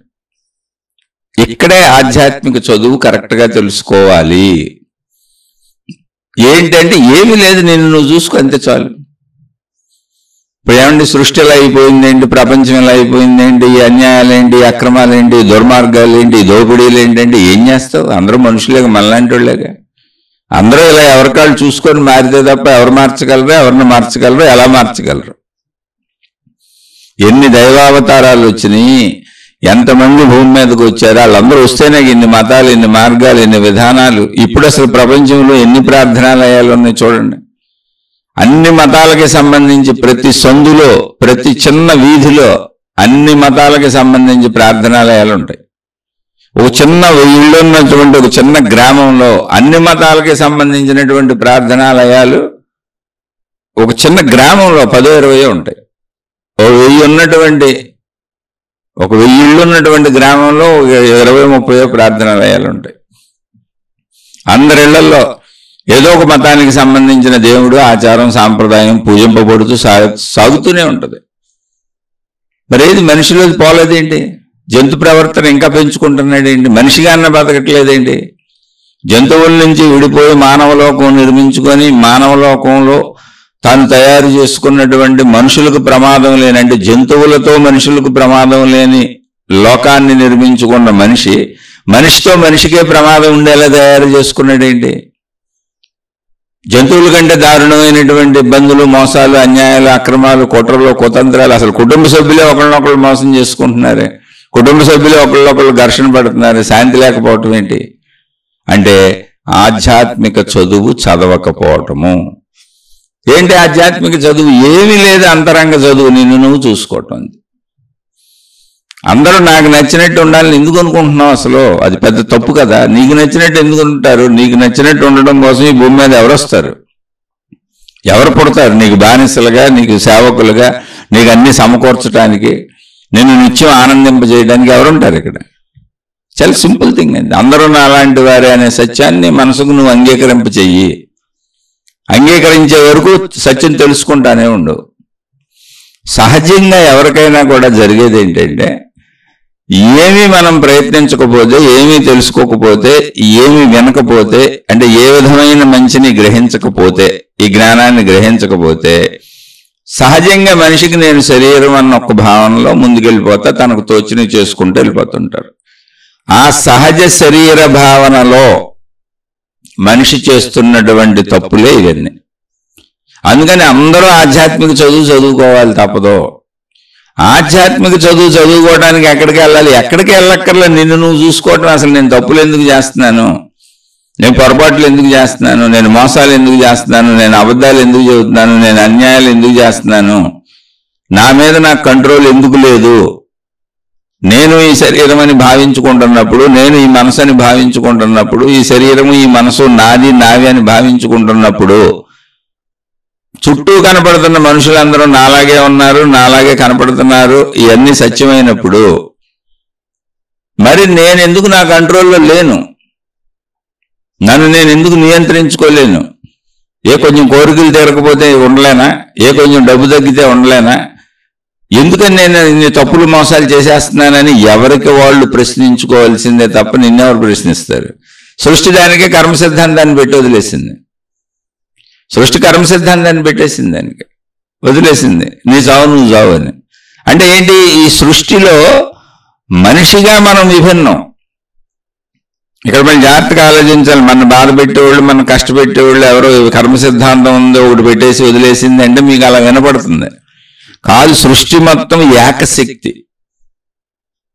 ఏకశక్తిలో జరుగుతున్నవన్నీ ధర్మంగా ఒకే విధానంలో జరుగుతున్నాయి. దానికి ఇదంతా ఒకటే, దాని స్థాయిలో. మనం ఆ స్థాయికి చేరుకోలేదు. ఆ స్థాయికి చేరుకోవటమే ఆధ్యాత్మిక చదువు యొక్క అంతిమ లక్ష్యం. అంటే అంతిమం, ఇంకా అక్కడికి చేరుకున్నాక ఇంకేం లేదు, తెలుసుకోవాల్సింది లేదు, నువ్వు అది అయిపోయావు. ఏకత్వ భావన వచ్చేస్తుంది. అయితే అసలు ఏకత్వ భావన రావాలి, నువ్వు అక్కడ దాకా వెళ్ళాలంటే ముందు నువ్వు ఇక్కడ అన్ని భేదభావాలతోనే తప్పులు చేస్తున్నావు. నేను, నాది, నా వాళ్ళు, మేమే బాగుండాలి, వాళ్ళు వేరు నేను వేరు అని కదా తప్పులు చేస్తున్నాడు మనిషి. ముందు ఆ తప్పులను సరి చేసుకో. ఏ శారీరక కోరికలు కొంచెం ఆపుకోలేవా? ఎందుకు ఆపుకోలేకపోతున్నావు ఆలోచించు. పిచ్చెక్కించుకుంటున్నావు అంతే. ఎవరైనా శరీర భావనలో అందరికీ కోరికలు కలుగుతాయి. వాటిని ధర్మంగా తీర్చుకునే ప్రయత్నమే మనిషి. అదే మనిషి చేయవలసింది. జంతువులుగా రూల్స్ లేవు అసలు. ఇప్పుడు జంతువులుగా ఏంటంటే అసలు ధర్మము అనే రూలే లేదు. మన కుటుంబ వ్యవస్థ ఉంది. కుటుంబ వ్యవస్థ ఏర్పాటు చేసుకున్నాం. వివాహ వ్యవస్థ వచ్చింది. ఈ భార్యతో ఉండాలి, ఈ భర్తతో ఉండాలి, అంతే. అదే ధర్మం. అయిపోయింది అక్కడికి. నీ పిల్లలు నువ్వు పెంచుకోవాలి, నీ తల్లిదండ్రులు నువ్వు చూడాలి. ఇవి ధర్మాలు, కర్తవ్యాలు, బాధ్యతలు. అవి నువ్వు ఎప్పుడు తప్పుతున్నావో అది నువ్వు ఏర్పరచుకున్న వ్యవస్థలో నువ్వే తప్పుతున్నావు. కాబట్టి నీకు వచ్చేటువంటి కర్మఫలం నువ్వు తయారు చేసుకుందే. విభిన్నత భావనలో ఉన్నావు కాబట్టి. ఏకత్వ భావనలో అసలు కర్మఫలమే లేదు. కర్మఫలం ఎవరికి ఉంది అంటే విభిన్న భావన నువ్వు ఏర్పాటు చేసుకున్నావు కాబట్టి. విభిన్న భావన లేని వాళ్ళకి అసలు ఏకత్వ భావనలోకి వెళ్ళిన కర్మఫలాలు లేవు, కర్మ లేదు. ఎందుకని ఏకత్వ భావనలోకి వెళ్ళిపోయారు. అదే మనిషికి ఉన్నటువంటి లాస్ట్ హైయెస్ట్ ఛాన్స్. అక్కడ వరకు వెళ్ళొచ్చు మనిషి తనకి ఇవ్వబడిన జ్ఞానంతో.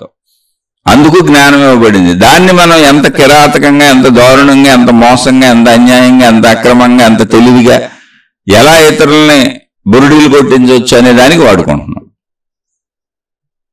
అందుకని ఆధ్యాత్మిక చదువు అంటే నిన్ను నువ్వు చూసుకోవటం. అసలు ఎవరికాళ్ళు ప్రశ్న వేసుకోండి, నేను ఈ తప్పు చేయకుండా ఎందుకు ఉండలేకపోతున్నాను, అంతే. సింపుల్. అంటే ఇది ఎంత అద్భుతంగా ఉంటుందంటే మహాత్ములు మనకు అనేక రకాల గ్రంథాలు అందించారు. గ్రంథాలను చూడండి, అవి పట్టుకొని మళ్ళీ అందులో ఏదో మహిమలు, మాయలు, మహత్తులు అవి పట్టుకే అలాడతాం. మాదే మతమే కరెక్ట్, మా గ్రంథమే కరెక్ట్ అని ఇలా మొదలెట్టారు. మళ్ళీ ఏదైనా అందులో ఉన్న సారాన్ని నువ్వు తీసుకొని ఆచరించాలి అంటే ఆచరించటం అనే ఒక పాయింట్ తప్ప మళ్ళీ దాన్ని బట్టుకు వెళ్ళాడతాను, దాంతో గొడవలు పడతాను, దీంతో గొడవలు పడతానని మళ్ళీ క్రూరత్వానికి వెళ్ళిపోతున్నాం. మతం పేరులతో కొట్టుకునేవాళ్ళు, దేవుడి పేరులతో కొట్టుకునేవాళ్ళు, మార్గాల పేరులతో కొట్టుకునేవాళ్ళు, గురువుల పేరులతో కొట్టుకునేవాళ్ళు, మాదే కరెక్ట్ అనేవాళ్ళు, పక్క వాళ్ళకి తప్పు అనేవాళ్ళు, అందరూ ఇది ఆచరించని బ్యాచ్. ఇది ఆచరించరు. ఆచరణకు అవి చెప్పింది. అవి పట్టుకెళ్ళాడి భౌతికంలో జరిగి ఘర్షణలు పడతాం. ఎందుకంటే మాలో ఉన్న జంతు ప్రవృత్తి మాకు పోదు. ఇది ప్రాబ్లం. మూలక ప్రాబ్లం ఎక్కడ ఉందంటే నాలో ఉంది. మొత్తం ఆచరణకు, అంతే. నువ్వు దానిని ఆచరించడానికి అది చెప్పబడుతుంది అంతే.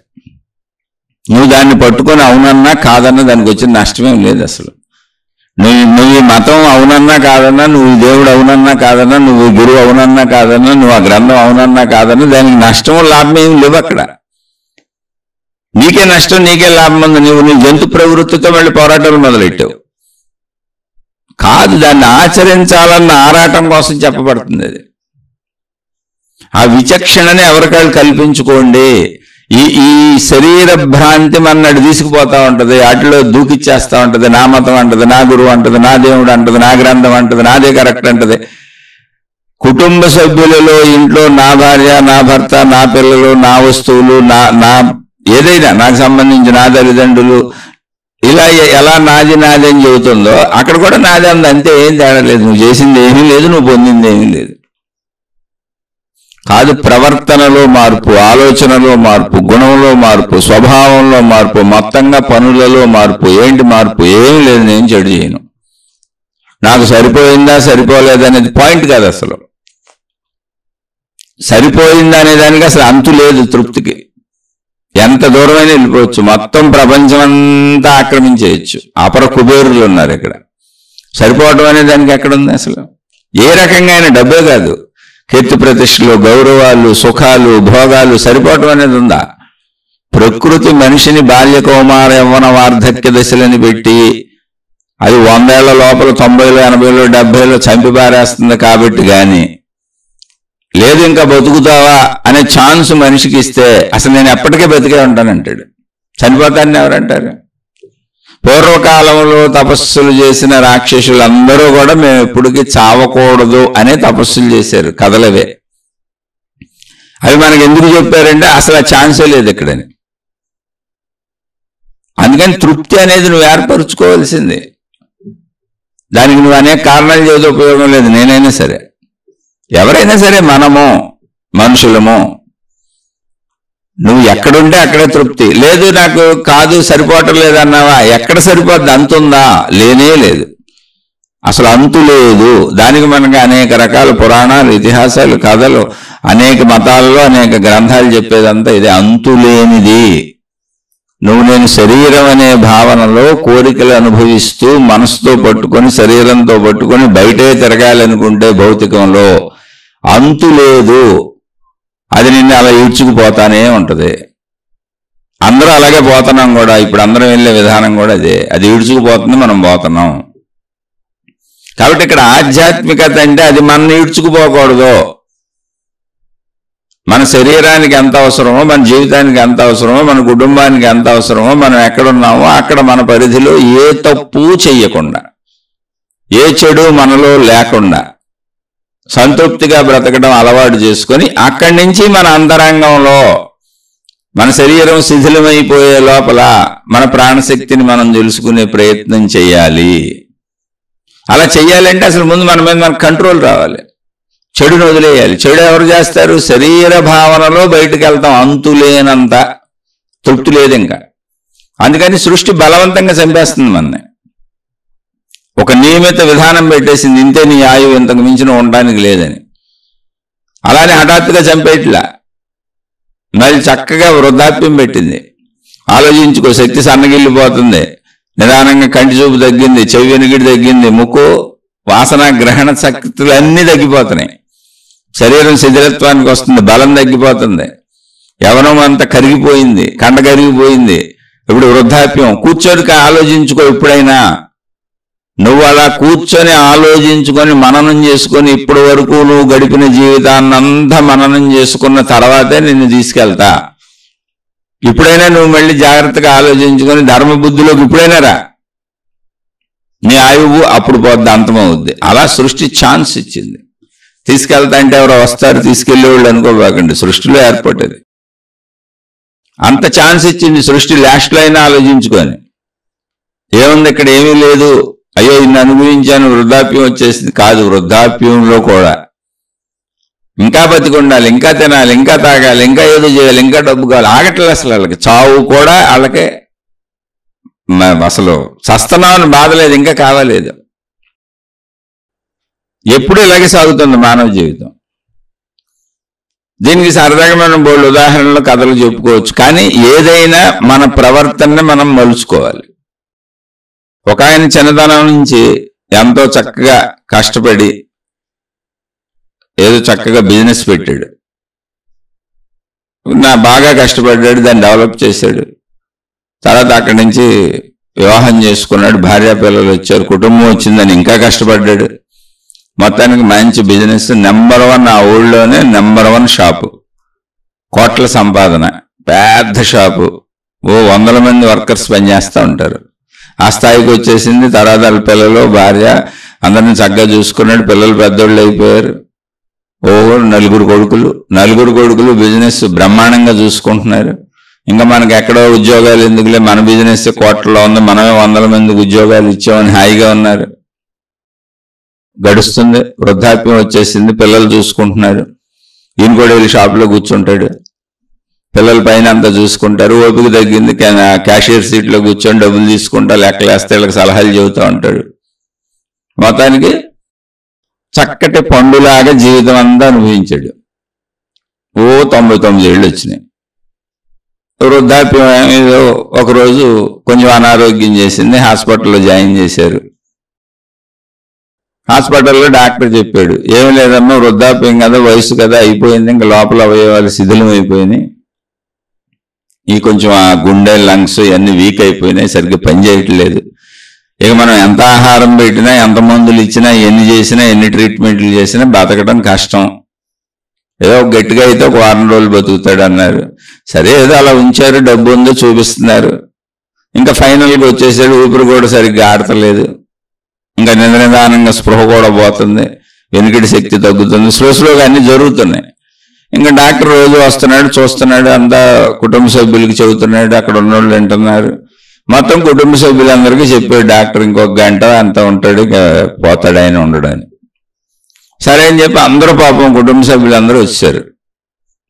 ఇంకా పోతాడు పాపం అన్నప్పుడు మొత్తం అక్కడికి వస్తారుగా కొడుకులు, కోడళ్ళు, మనవాళ్ళు మొత్తం అంతా వచ్చేసారు. అక్కడే ఉన్నారు ఆయన చుట్టూ. ఏదో గంట 2 గంటలో బతుకుంటాడు అన్నారు. అయితే ఆయన కొంచెం తెలుస్తానే ఉంది స్పృహ. ఆయన నిదానంగా ఏదో మాట్లాడాడు. ఏంటి మాట్లాడుతున్నాడని దగ్గరికి వెళ్ళి ఏంటి నానా అని అడిగారు. అడిగితే ఎవరో పెద్దోడు ఎక్కడ ఉన్నాడు రా అన్నాడు. 4 కొడుకులు ఆయనకి. గబగబా పెద్దోడు మా నాన్నకి నేను గుర్తొచ్చానని పాపం అందరూ దుఃఖంతో ఏడ్చేస్తున్నారు. ఆ పెద్దోడు వెళ్ళి ఆ నాన్న పట్టుకొని నాన్న ఇదిగో అని చెయ్యిచ్చి నేనే నాన్న అన్నాడు. చూశాడు. నువ్వు ఇక్కడే ఉన్నావా అన్నాడు. ఇక్కడే ఉన్నాను నాన్న, అందరం ఇక్కడే ఉన్నాం, ధైర్యంగా ఉండు, నువ్వేమి కంగారు పడక అది ఇది అన్నారు. పాపం దానిలో దుఃఖంతో తన్నుకులాడిపోతున్నారు కుటుంబ సభ్యులు. చివరి దశ మా నాన్న మమ్మల్ని కోరుకుంటున్నాడు. సరే రెండోవాడు ఎక్కడ ఉన్నాడు అన్నాడు. అంటే రెండోవాడు నాన్న పక్కనే ఉన్నానని మళ్ళీ రెండోవాడు చేయించాడు. రెండోవాడు కాసేపు ఏడ్చాడు. వాళ్ళ నాన్నతో ఇక్కడే ఉన్నాను అన్నాడు. నువ్వు కూడా ఇక్కడే ఉన్నావా అన్నాడు. మరి మూడోవాడు ఏడురా అన్నాడు. అంటే మూడోవాడు కూడా నాన్న నేను కూడా ఇక్కడే ఉన్నాను ఎదుగని మళ్ళీ ఆయన చేయి పట్టుకున్నాడు. ఆయన ఏడుస్తున్నాడు. నువ్వు కూడా ఇక్కడే ఉన్నావురా మూడోవాడా అన్నాడు. అవునా నాన్న అన్నాడు. సరే 4ఓవాడు ఎక్కడ ఉన్నాడు రా అన్నాడు. 4ఓవాడు కూడా వచ్చాడు. నేను కూడా ఇక్కడే ఉన్నాను అంటే వెంటనే ఆయన వీళ్ళందరూ పాపం మా మీద బెంగ వచ్చింది అనుకుంటున్నారు. 4 ఎక్కడే ఏడిస్తే షాపులో ఎవరు ఉన్నారా, షాపు వాళ్ళ మీద వదిలేసి వచ్చారా అని తిడుతున్నాడు ఆయన. 4 ఎక్కడే ఏడిశారు, షాపులో ఎవరున్నారు, షాప్ వర్కర్స్ మీద వదిలేసి వచ్చారా అని. అంటే ఇంకా షాపు యావా, డబ్బు యావా, ఎవడో ఎత్తుకుపోతాడు, ఏదో పోలా, అలా చచ్చిపోయాడు అంతే. అది బాగానే ఉంది, ఇది వినడానికి చెప్పుకోవడానికి బాగానే ఉంది. కానీ అలా చనిపోవటంలో ఏమైనా శాంతి ఉందా? అలాగే మొత్తం బతుకుతున్నాగా జీవితం అంతా, ఎక్కడైనా శాంతి ఉందా? నువ్వు బాల్యంలో ఏదో గడిపావు, ఎదుగుతల, ఓకే, తప్పు లేదు, అది నేచరే పెట్టింది. చక్కగా నీకు అవసరమైన కోరికలు తీర్చుకో. కౌమారానికి వచ్చావు, ఏదో బాల్యంలో చాక్లెట్లు బిస్కెట్లు అడుగుతావు, తల్లిదండ్రులు పెంచినట్టు పెరుగుతావు. కౌమారానికి వచ్చావు, కొంచెం నీకు తెలియటం మొదలు పెట్టింది. కౌమారం అంటే టీనేజ్. అడుగుతావు, బట్టలు అంటావు, బూట్లు అంటావు, చెప్పులు అంటావు, పొన్నే ఏదో ఏదో తల్లిదండ్రులు స్థాయిని బట్టి ఇప్పిస్తారు, చేసుకో. అక్కడి నుంచి యవనంలోకి వచ్చావు, ఇంకా నీకు శారీరక కోరికలు, ఆకర్షణలు, స్త్రీ పురుష ఆకర్షణలు కలుగుతాయి. చక్కగా వృత్తి వ్యాపార ఉద్యోగాలు చదువుకుంటూ నీ స్థాయిని బట్టి ఏదో కోరుకుంటూ శరీరం ఎదుగుతుంది. ఎదుగుదలలో శరీరంలో సమకూర్చబడిన విషయాలు నువ్వు నేను చేసేది ఏం లేదు. ఇప్పుడు ఈ ఎదుగుదలలో వచ్చేటువంటి ఈ విషయాలను మనం ఏం చేస్తాం? ఆకలిని మనం ఎక్కడ ఆపగలం? పుడుతుంది. అలాగే ఇంద్రియాలన్నింటికి ఏదో చేయాలనిపిస్తూ ఉంటుంది. వాటిని ఆపటం కుదరదు. వాటికి ఎంత అందించాలో అంత అందించి అదుపులో పెట్టుకోవటం నేర్చుకోవాలి. ఇప్పుడు ఆకలి ఉంది, మనకు హానిగా చేసుకునేది తింటేట, అందరూ వాళ్ళకాళ్ళు హాని చేసుకునేది తింటారు. జబ్బులన్నీ అయ్యాయి. ఇప్పుడు జబ్బులు, ఇన్ని హాస్పిటల్స్, ప్రపంచం అంతా ఇలా ఉండడానికి కారణం ఏంటి? నీకు నువ్వే హాని చేసుకుంటున్నావు. నీ ఆలోచనలు, నీ మనసు, నీ బాధలు, నీ దుఃఖాలు, నీ కష్టాలు, నువ్వు తినే తిండి, నీ ప్రవర్తన, ఇవన్నీ జబ్బులు మయం చేసి నేను హాస్పిటల్లో పడుకోబెడతాయి. ఇన్ని హాస్పిటల్సా? ఇన్ని జబ్బులా? అసలు జబ్బులేని మనిషి ఉన్నాడా? ఎందుకలా నిన్ను నువ్వు చేసుకుంటున్నావు? అదే గమనించు, చదువుకో, నిన్ను నువ్వు చదువుకో అంటే నిన్ను నువ్వు తెలుసుకో, నిన్ను గమనించుకో, నీ బుద్ధిని గమనించుకో. చదువుకోవటం ఏంటంటే ఒక పుస్తకాన్ని మొత్తం చదివితే పుస్తకంలో ఉందంతా అర్థమవుద్ది. అది చదువుకోవటం అంటే ఏం లేదు. ఆ పుస్తకంలో ఉన్నదంతా అర్థం చేసుకోవటం చదువుకోవటం. బాగా చదివాడంటే ఏంటి? మర్చిపోకుండా గుర్తుపెట్టుకుంటున్నాడు, అడిగినా చెబుతాడు, ఎన్ని ప్రశ్నలు వేసినా ఆన్సర్లు చెబుతాడు, అదే పరీక్ష. అలాగే నిన్ను నువ్వు మొత్తంగా చదువుకో. నీ శరీరం, నీ మనసు, నీ ఇంద్రియాలు, నీ బుద్ధి, నీ పనితీరు, నువ్వు ఎలా జీవిస్తున్నావు చదువుకో. నిన్ను నువ్వే చదువుకో. నువ్వే నీ పుస్తకం. నువ్వు చదవాల్సిన పుస్తకం ఎవరో కాదు, నువ్వేదో బయటికి చదువుతానంటున్నావు కాదు, నీ పుస్తకం నువ్వే. అదే ఆధ్యాత్మికత. నిన్ను బాగా చదువుకో. ఎన్నేళ్ళేలా చచ్చిపోతాం. అదిగా ముసలాయన అలాగే చచ్చిపోయాడు. ఇదేంటి? ధనకాంక్ష.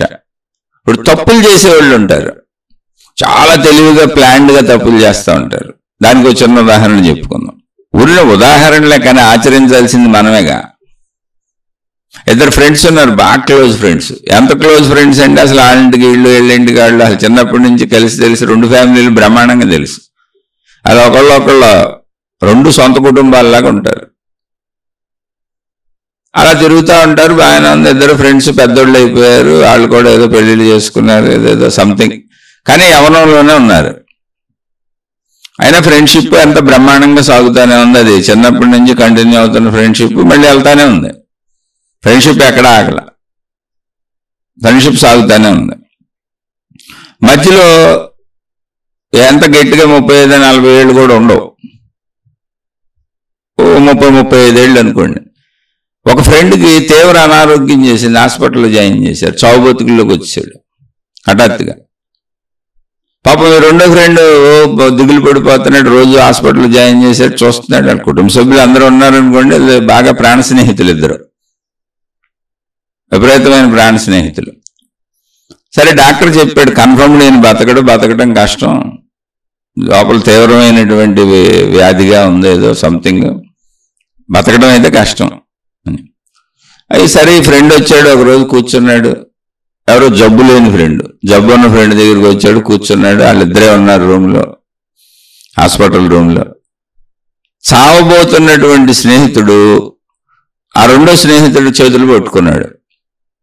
ఒరే, నేను చావు బతుకుల్లోకి వెళ్ళాను, ఇప్పుడన్నా నిజం చెప్పాలి, ఎందుకంటే నువ్వు నన్ను బాగా నమ్మావు, ప్రాణ స్నేహితులుగా బతికాం ఇద్దరం. నేను ఒక తప్పు చేశాను రా, తప్పు నీకు చెప్పాలి, ఎందుకంటే నేను చనిపోతున్నాను. ఎలాగో నేను చనిపోబోదే ముందైనా నీకు ఆ తప్పు చెబితే నాకు మనశ్శాంతి ఉంటుంది. అంటే ఎందుకురా ఇప్పుడు ఇవన్నీ, నువ్వు చనిపోవటం ఏంటో, ఈ మాటలు మాట్లాడు బాగా, అది ఇది అంటున్నాడు ఆ స్నేహితుడు. లేదురా అని చేతులు పట్టుకున్నాడు. పట్టుకొని, మీ చెల్లిని గర్భవతిని చేసింది నేనేరా, ఎవరో కాదు అంటే. ఇంతకుముందు వాళ్ళ చెల్లికి ఏదో స్టోరీ నడిచింది, ఏదో గర్భవతి అయిన తర్వాత ఏదో అబార్షన్లు చేయించారు, అన్ని గొడవ అయిన ఇంట్లో జరిగినాయి. అది ఎవరో ఏంటని తెలియలే, వాళ్ళ గొడవల్లో వాళ్ళు పడ్డారు. ఇప్పుడు అతను చెప్పాడు అనమాట, ఇంటికి వస్తున్నాను కదా రోజు, మాకు మధ్య పరిచయం పెరిగింది, చిన్ననాటి నుంచి కలిసి ఉంటాం కదా, ఆ చనువు మీద పరిచయం పెరిగింది. నువ్వు లేకపోయినా లేనప్పుడు కూడా వచ్చేవాడు కదా, ఇంట్లో ఉండేవాడు కదా. అలా మీ చెల్లి నేను తిరిగాము, మీ ఇంట్లో ఎవరికి తెలియదు, నీకు తెలియదు. మీ చెల్లిని గర్భవతిని చేసింది నేనేను. ఇప్పుడు కూడా నీకు ఈ తప్పు చెప్పకపోతే నా మనసు నన్ను బాగా బాధ పెడుతుంది, ఎలాగో చావు బతుకుల్లో ఉన్నాను, అందుకని చెప్పాను అన్నాడు. ఈ రెండో స్నేహితుడు ఉన్నాడు, అంటే చనిపోతున్న స్నేహితుడు కాక మామూలుగా వింటున్న స్నేహితుడు. అతను అన్నాడు, నువ్వు కూడా నన్ను క్షమించాలిరా అన్నాడు. ఆ చేతులు పట్టుకొని ఉన్నారు ఒకళ్ళే ఒకళ్ళు. నేను నీకు నిజం చెప్పాలి, నువ్వు కూడా నన్ను తప్పకుండా క్షమించాలి. ఎందుకనంటే అసలు నువ్వు ఇప్పుడు చనిపోబోతానికి కారణమే నేను. నువ్వు మా ఇంటికి వచ్చి మమ్మల్ని మోసం చేసి మా చెల్లితో తిరుగుతున్నావని నాకు తెలుసు ముందు నుంచి. అందుకే నీకు రోజు కొద్దిగా స్లో పాయిజన్ పెట్టుకుంటూ వచ్చాను. నువ్వు మా ఇంట్లో మాతో తింటున్నావు చూడు, మేము పెట్టినవన్నీ, అందులో అన్నింటిలో విషయం కలుపుతూ వచ్చాను. ఏ విషయం నాకే కాదు, మా కుటుంబ సభ్యులకు కూడా తెలుసు. నువ్వు ఇంత మోసం చేస్తున్నావు, మమ్మల్ని నమ్మించి మోసం చేస్తున్నావు. పోయి నువ్వు కాదా చక్కగా మా చెల్లిని పెళ్లి చేసుకుని ఉంటే మాకే బాధ ఉండేది కాదు. మళ్ళీ వేరే వాళ్ళని పెళ్లి చేసుకున్నావు, మళ్ళీ మా చెల్లితో తిరుగుతూనే ఉన్నావు. నువ్వు స్నేహితుడు అయ్యింది అంత మోసం చేస్తున్నావు కనుక తెలిసే మేము అందరం కలిపి నిన్ను చంపాం. ఒకసారి చంపితే అనుమానం వస్తుంది, మా మీద కేసు వస్తుంది అని కొద్దిగా స్లో పాయిజన్ పెట్టాం నీకు. నువ్వు చక్కగా రోజు మమ్మల్ని మోసం చేస్తున్నాను అనుకొని నేను చంపుకునేది నువ్వే తింటున్నావు, అందుకని చస్తున్నావు. ఇప్పుడు నువ్వు కూడా నన్ను క్షమించన్నాడు. ఎలా తప్పించుకుంటాం? ఎదుటోడికి తెలియదా మనం తప్పు చేస్తే? ఇది కథే, ఊరికినే సృష్టింపబడింది కథ, కానీ యథార్థం ఇంత ఇలాగే ఉంటుంది. భార్య, భర్త, అన్నదమ్ముడు, అక్క చెల్లెళ్ళు, తల్లిదండ్రులు, ఏ సంబంధ బాంధవ్యాల మధ్య అయినా నువ్వు చేసేవన్నీ వాళ్ళు తెలిసినా తెలియనట్టుంటారు, వాళ్ళకు కుదిరినా ఏదో భరిస్తూ ఉంటారు. కానీ వాటన్నింటికి ఒక ముగింపు, అందరూ దానికి ముగింపు ఇస్తారు ఎక్కడో చోట. భరిస్తున్నారని అనుకోబాక. ఒకవేళ వాళ్ళు ముగింపు ఎవరో కాలంలో ముగింపు వస్తుంది. ఎందుకంటే సృష్టి మొత్తం కర్మ సిద్ధాంతము అనే ధర్మ విధానంలో నడుస్తుంది. నువ్వు మనుషుల నుంచి తప్పించుకోవచ్చు, కానీ ఏక సృష్టిది, మనుషులందరూ శక్తిపరంగా ఒకటే, విభిన్నతగా కనపడుతుంది. ఆ కర్మ సిద్ధాంతాన్ని తప్పించుకోలేవు నువ్వు. అసలు ఇవన్నీ కాదు తప్పించుకోవడానికి ఉంది. నీ మనసులో నీ తప్పుకి నీ అంతరంగంలో నీకు తెలుసుగా.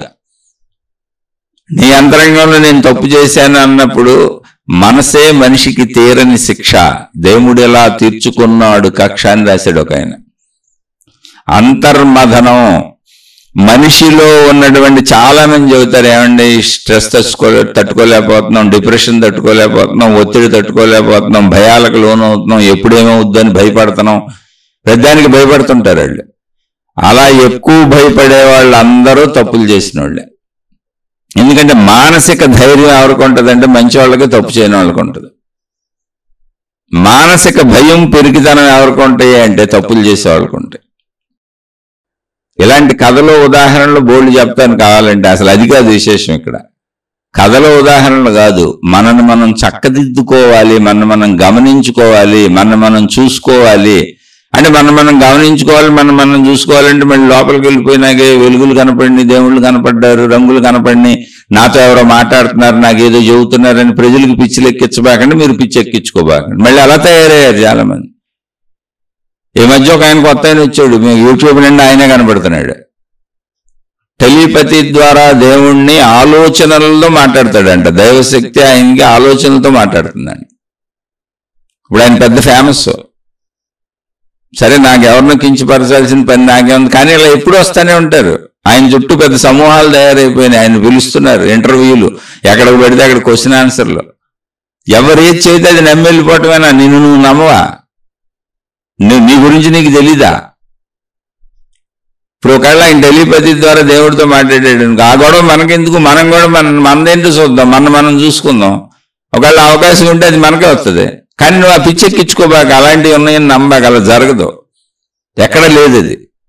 కొంతమంది అలా వస్తారు, రకరకాల పిచ్చోళ్ళు ఉంటారు ప్రపంచంలో, తాగుబోతులు, తిరుగుబోతులు, వ్యసనపరులు, ఎన్ని రకాలు ఉన్నారు. అలాగే వాళ్ళందరూ ఆధ్యాత్మికతలో అన్ని రకాల వాళ్ళు వస్తారు ఇక్కడికి. వీళ్ళంతా ఆధ్యాత్మిక పిచ్చిని ఎక్కిస్తూ ఉంటారు, వాళ్ళు ఆధ్యాత్మిక పిచ్చోళ్ళు. వాళ్ళకి నిజంగా భ్రమ అనిపిస్తుంది. ఇప్పుడు చూడండి, మనకు మనసులో అనేక ఆలోచనలు పుడతాయి.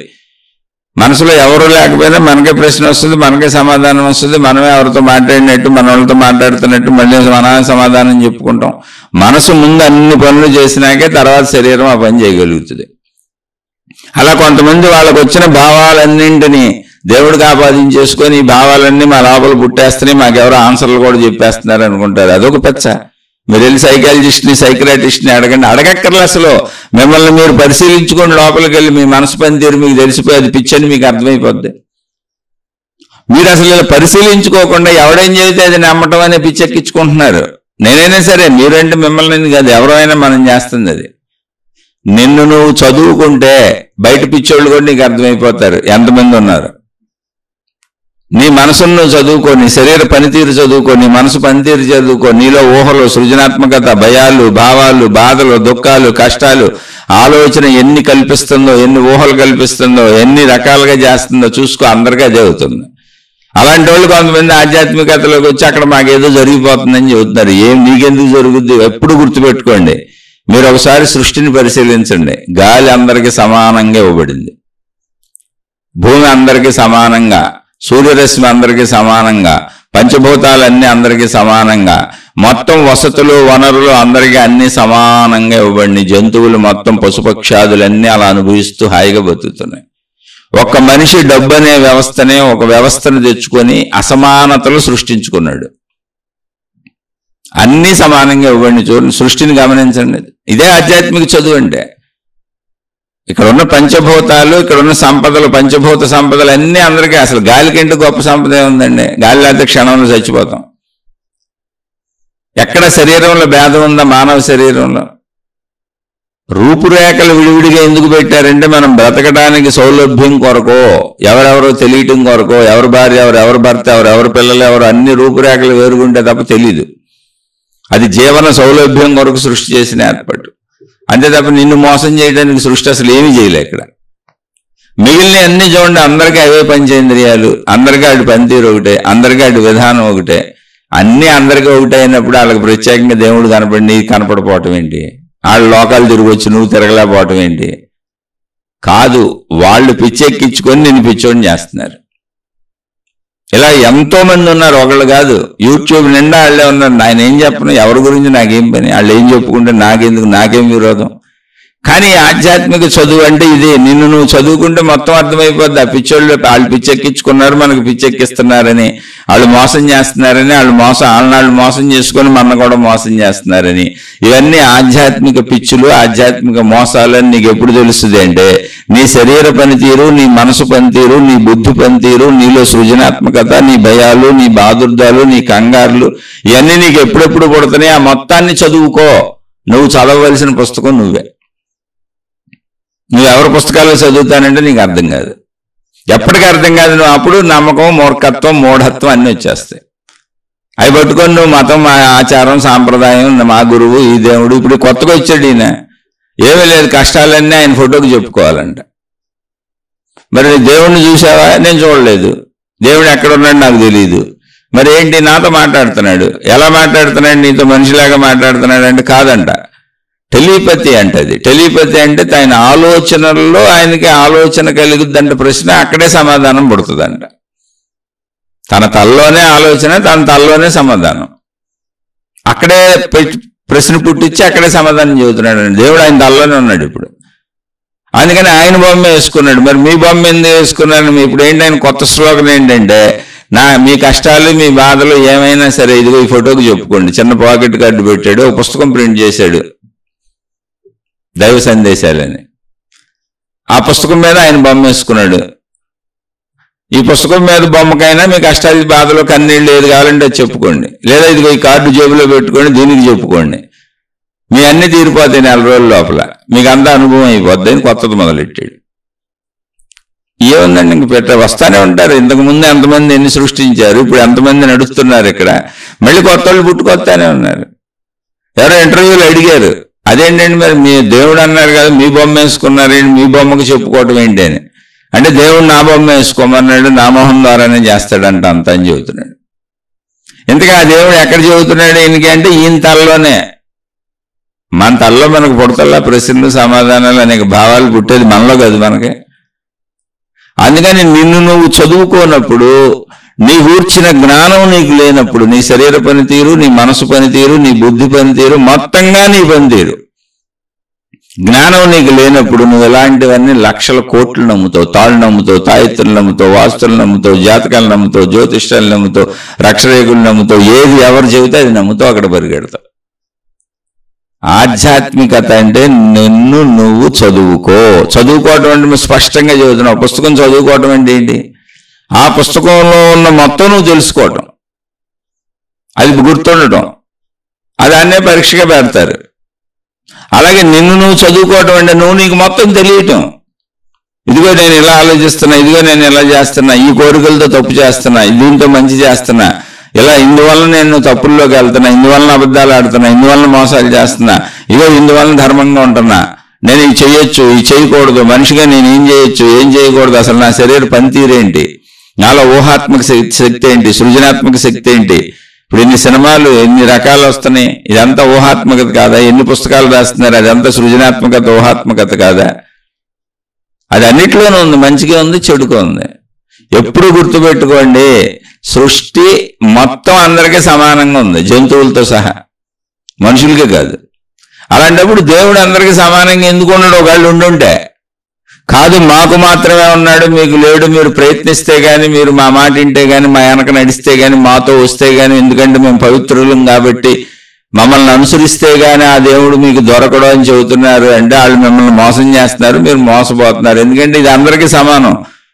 ఎండ అందరికీ సమానం, వాన అందరికీ సమానం, గాలి అందరికీ సమానం, నీరందరికీ సమానం. ఇక్కడ వసతులు, వనరులు, సౌకర్యాలు, సృష్టి అందరికీ సమానంగా, అన్నిటికీ సమానంగా ఇచ్చినప్పుడు అంతకంటే సమత్వం కలిగినటువంటి దేవుడు సృష్టిలో ఏంటి? ఇన్ని విషయాలు, పదార్థాలు, పంచభూతాలు ఇవి.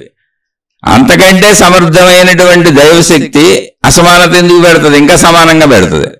ఈ దైవశక్తికి సమానం పెట్టింది, ఇంకా సమానంగా పెడుతుంది. వాళ్ళకి కనపడి మనకు కనపడకుండా ఎందుకు ఉంటుంది? వాళ్ళకి వినపడి మనకు వినపడకుండా ఎందుకు ఉంటుంది? వాళ్ళ దగ్గరే ఉండి మనకు లేకుండా ఎందుకు ఉంటుంది? మీ పిచ్చితనం కాకపోతే. అందుకని ముందు చదువుకోండి. చదువు లేనివాడు, విద్య లేనివాడు వింత పశువు అన్నారు. అందుకని నమ్ముతాం ఇవన్నీ. ఈ మూఢత్వాలు, మూర్ఖత్వాలు ఎందుకు నమ్ముతాం అంటే మనం ఆధ్యాత్మిక చదువుకోలేదు. ఆధ్యాత్మిక చదువు అంటే ఆడంబరాల పాండిత్య జ్ఞానం కాదు. నీ గూర్చిన పనితీరు, నీ శరీర పనితీరు, నీ మనసు పనితీరు, నీ బుద్ధి పనితీరు, నీలో భయాలు, భావాలు, ఉద్వేగాలు ఎలా పుడుతున్నాయి, ఎన్ని అనిపిస్తున్నాయి, ఏం చేస్తున్నాయి, అన్ని చూడు, చదువు. ఆటోమేటిక్గా అప్పుడు బయట నీకు వీళ్ళు సృష్టించేవన్నీ నీకు అర్థమైపోతాయి. మనుషులు ఎలా ఎందుకున్నారో అర్థమైపోద్ది, తప్పులు చేసేవాళ్ళు అర్థమైపోతారు, ఒప్పుగా ఉండేవాళ్ళు అర్థమైపోతారు, మోసాల వాళ్ళు అర్థమైపోతారు, దేవుడు, దైవత్వం, మతాలు, మార్గాలు సమస్తం అర్థమైపోతాయి. అందుకని ఆ చదువు ఎప్పుడైతే లేదో ఎవడేం చేస్తే అది నమ్మటం మొదలెడతావు నువ్వు. అదే నమ్మితే వచ్చిన నష్టమేం లేదు, ఎవరో నమ్ముకుంటే మనకు వచ్చిన బాధ ఏముంది ఇందులో, ఎవరిష్టం ఆడదు. ఇది ఆధ్యాత్మిక చదువు, ఇది ఆత్మజ్ఞాన చదువు, ఇది వ్యక్తిగత అంతరంగ చదువు, నీ గూర్చిన చదువు. నువ్వు చదువుకోవలసిన పుస్తకం నువ్వే. ఆలోచించుకోండి. ఇది రోజు గుర్తు చేసుకోవడానికి మాత్రమే శీర్షికలు చెప్పుకుంటున్నాం. నేను మీలాంటి సామాన్యుడినే, ఏ ప్రత్యేకతలు లేవు. మనను మనం చదువుకొని మనను మనం మంచి మార్గంలో పెట్టుకొని మన శరీర పనితీరు చదువుకోవడం అంటే, మళ్ళీ స్పష్టంగా చెబుతున్నాను, ఒక పుస్తకం చదవడం అంటే ఆ పుస్తకంలో ఉన్న విషయాలన్నీ అర్థం చేసుకోవటం, గ్రహించటం. అలాగే నన్ను నేను చదువుకోవటం, మనం చదువుకోవటం అంటే ఏంటి అంటే మన శరీర పనితీరు, మనసు పనితీరు, బుద్ధి పనితీరు, మనకు కలిగే భయాలు, భావాలు అన్నీ సమగ్రంగా పరిశీలించుకో, అందులో చెడును నిర్మూలించుకో. నీ నియంత్రణలో నువ్వు ఉండటమే మనిషిగా నువ్వు చేయవలసిన పని. నీ నియంత్రణ లేకుండా నిన్ను ఈడ్చుకెళ్ళిపోతూ తప్పులు ఈడ్చుకెళ్ళిపోతున్నాయి అనుకో, తప్పుల్లో పోతున్నావు అనుకో, నీ మీద నీకే కంట్రోల్ లేదనుకో, ఎలా అసలు దానికి అర్థం ఉందా? ఆ జీవితానికి ఆలోచించండి ఒకసారి. నా మీద నాకు కంట్రోల్ లేకపోవటం ఏంటి? నా మీద నాకు కంట్రోల్ ఉండాలి కదా. అలాంటి నా మీద నా కంట్రోల్ని తెచ్చేదే ఆధ్యాత్మిక విద్య. నా మీద నాకు ఎప్పుడైతే కంట్రోల్ లేదో, చెప్పారు, విద్య లేనివాడు ఎంత పశువు, ఎంత పశువుగా ప్రవర్తిస్తున్నారు. అదే ప్రపంచంలో అనేక రకాల మోసాలు, అన్యాయాలు, అక్రమాలు దేవుళ్ళ పేరు మీద, మతాల పేరు మీద, మార్గాల పేరు మీద, అన్నిటి మీద చేస్తున్నారు. అయితే అన్నిటిలోనే ఎప్పుడు మంచిని తీసుకోవాలి, మంచి ఉంటుంది, చెడ్డోళ్ళు ఉంటారు, అన్ని కలగపులగంగా ఉంటాయి. ఇందులో నిన్ను చదువుకుంటే నీకు అది ఆ విచక్షణ అర్థమవుద్ది, మంచేదో చెడ్డదేదో. ఎక్కడైనా సరే విద్య లేనివాడు వింత పశువు. నువ్వెందుకు అన్ని నమ్ముతావు అంటే, నువ్వు చదువుకోలేదు కాబట్టి, నీకు ఆ చదువు తెలియదు కాబట్టి, నీకు ఆధ్యాత్మిక చదువు, ఆత్మజ్ఞాన చదువు, అంతరంగ చదువు, నీ గూర్చిన చదువు నువ్వు చదువుకోలేదు కాబట్టి నువ్వు అన్నీ నమ్ముతావు. నీకు భయాలే ఉంటాయి. నీకు ధైర్యం కావాలి అంటే ఏమీ లేదు. నువ్వు హాయిగా బతకాలి అంటే ఏమీ లేదు. నువ్వు శాంతిగా, సంతోషంగా, సుఖంగా చివరి వరకు, మరణం వచ్చే వరకు బతకాలంటే ఏమీ లేదు. నువ్వు చేయవలసిన పని ఒకటే, నువ్వు చదవవలసినటువంటి సంపూర్ణ జ్ఞాన గ్రంథం నువ్వే. ఎవరో నాకు బోధలు చేయాలని ఎదురు చూడకో. నిన్ను నువ్వు చదువుకుంటే మొత్తం అర్థమైపోద్ది. నిన్ను నువ్వు చదువుకో, నిన్ను నువ్వు మంచిగా మలచుకో, నీకు దారిలు అవే వస్తాయి. ఆ చదువులో ఎక్కడి వరకు వెళ్తావంటే ఏకత్వ భావన కలిగే అంతవరకు వెళ్ళిపోద్ది. ఆ చదువు ఆగదు మధ్యలో.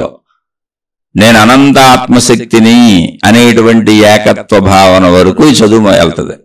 అదే తీసుకెళ్ళిపోద్ది, నీకెవరు అక్కర్లా. నువ్వు అనుకుంటున్నావేమో, నిన్ను నువ్వు చదువుకోవటం మొదలుపెట్టి ఇప్పుడు ఋషులు, మునులు, యోగులు, తపస్సంపన్నులు అనేక మంది సత్యాలను చెప్పినోళ్ళు ఎలా కనుగొన్నారు? తమలో తామే కనుగొన్నారు. అనేక మంది మహాత్ములు, మహర్షులు అనేక జ్ఞాన గ్రంథాలు అందించిన వాళ్ళు రాశారు, మేము వాటిని మాలోనే దర్శించాము అని. అంటే దర్శించడం ఏంటంటే అనుభవం. కళ్ళు మూసుకు కూర్చోండి, లోపల దర్శనమేగా.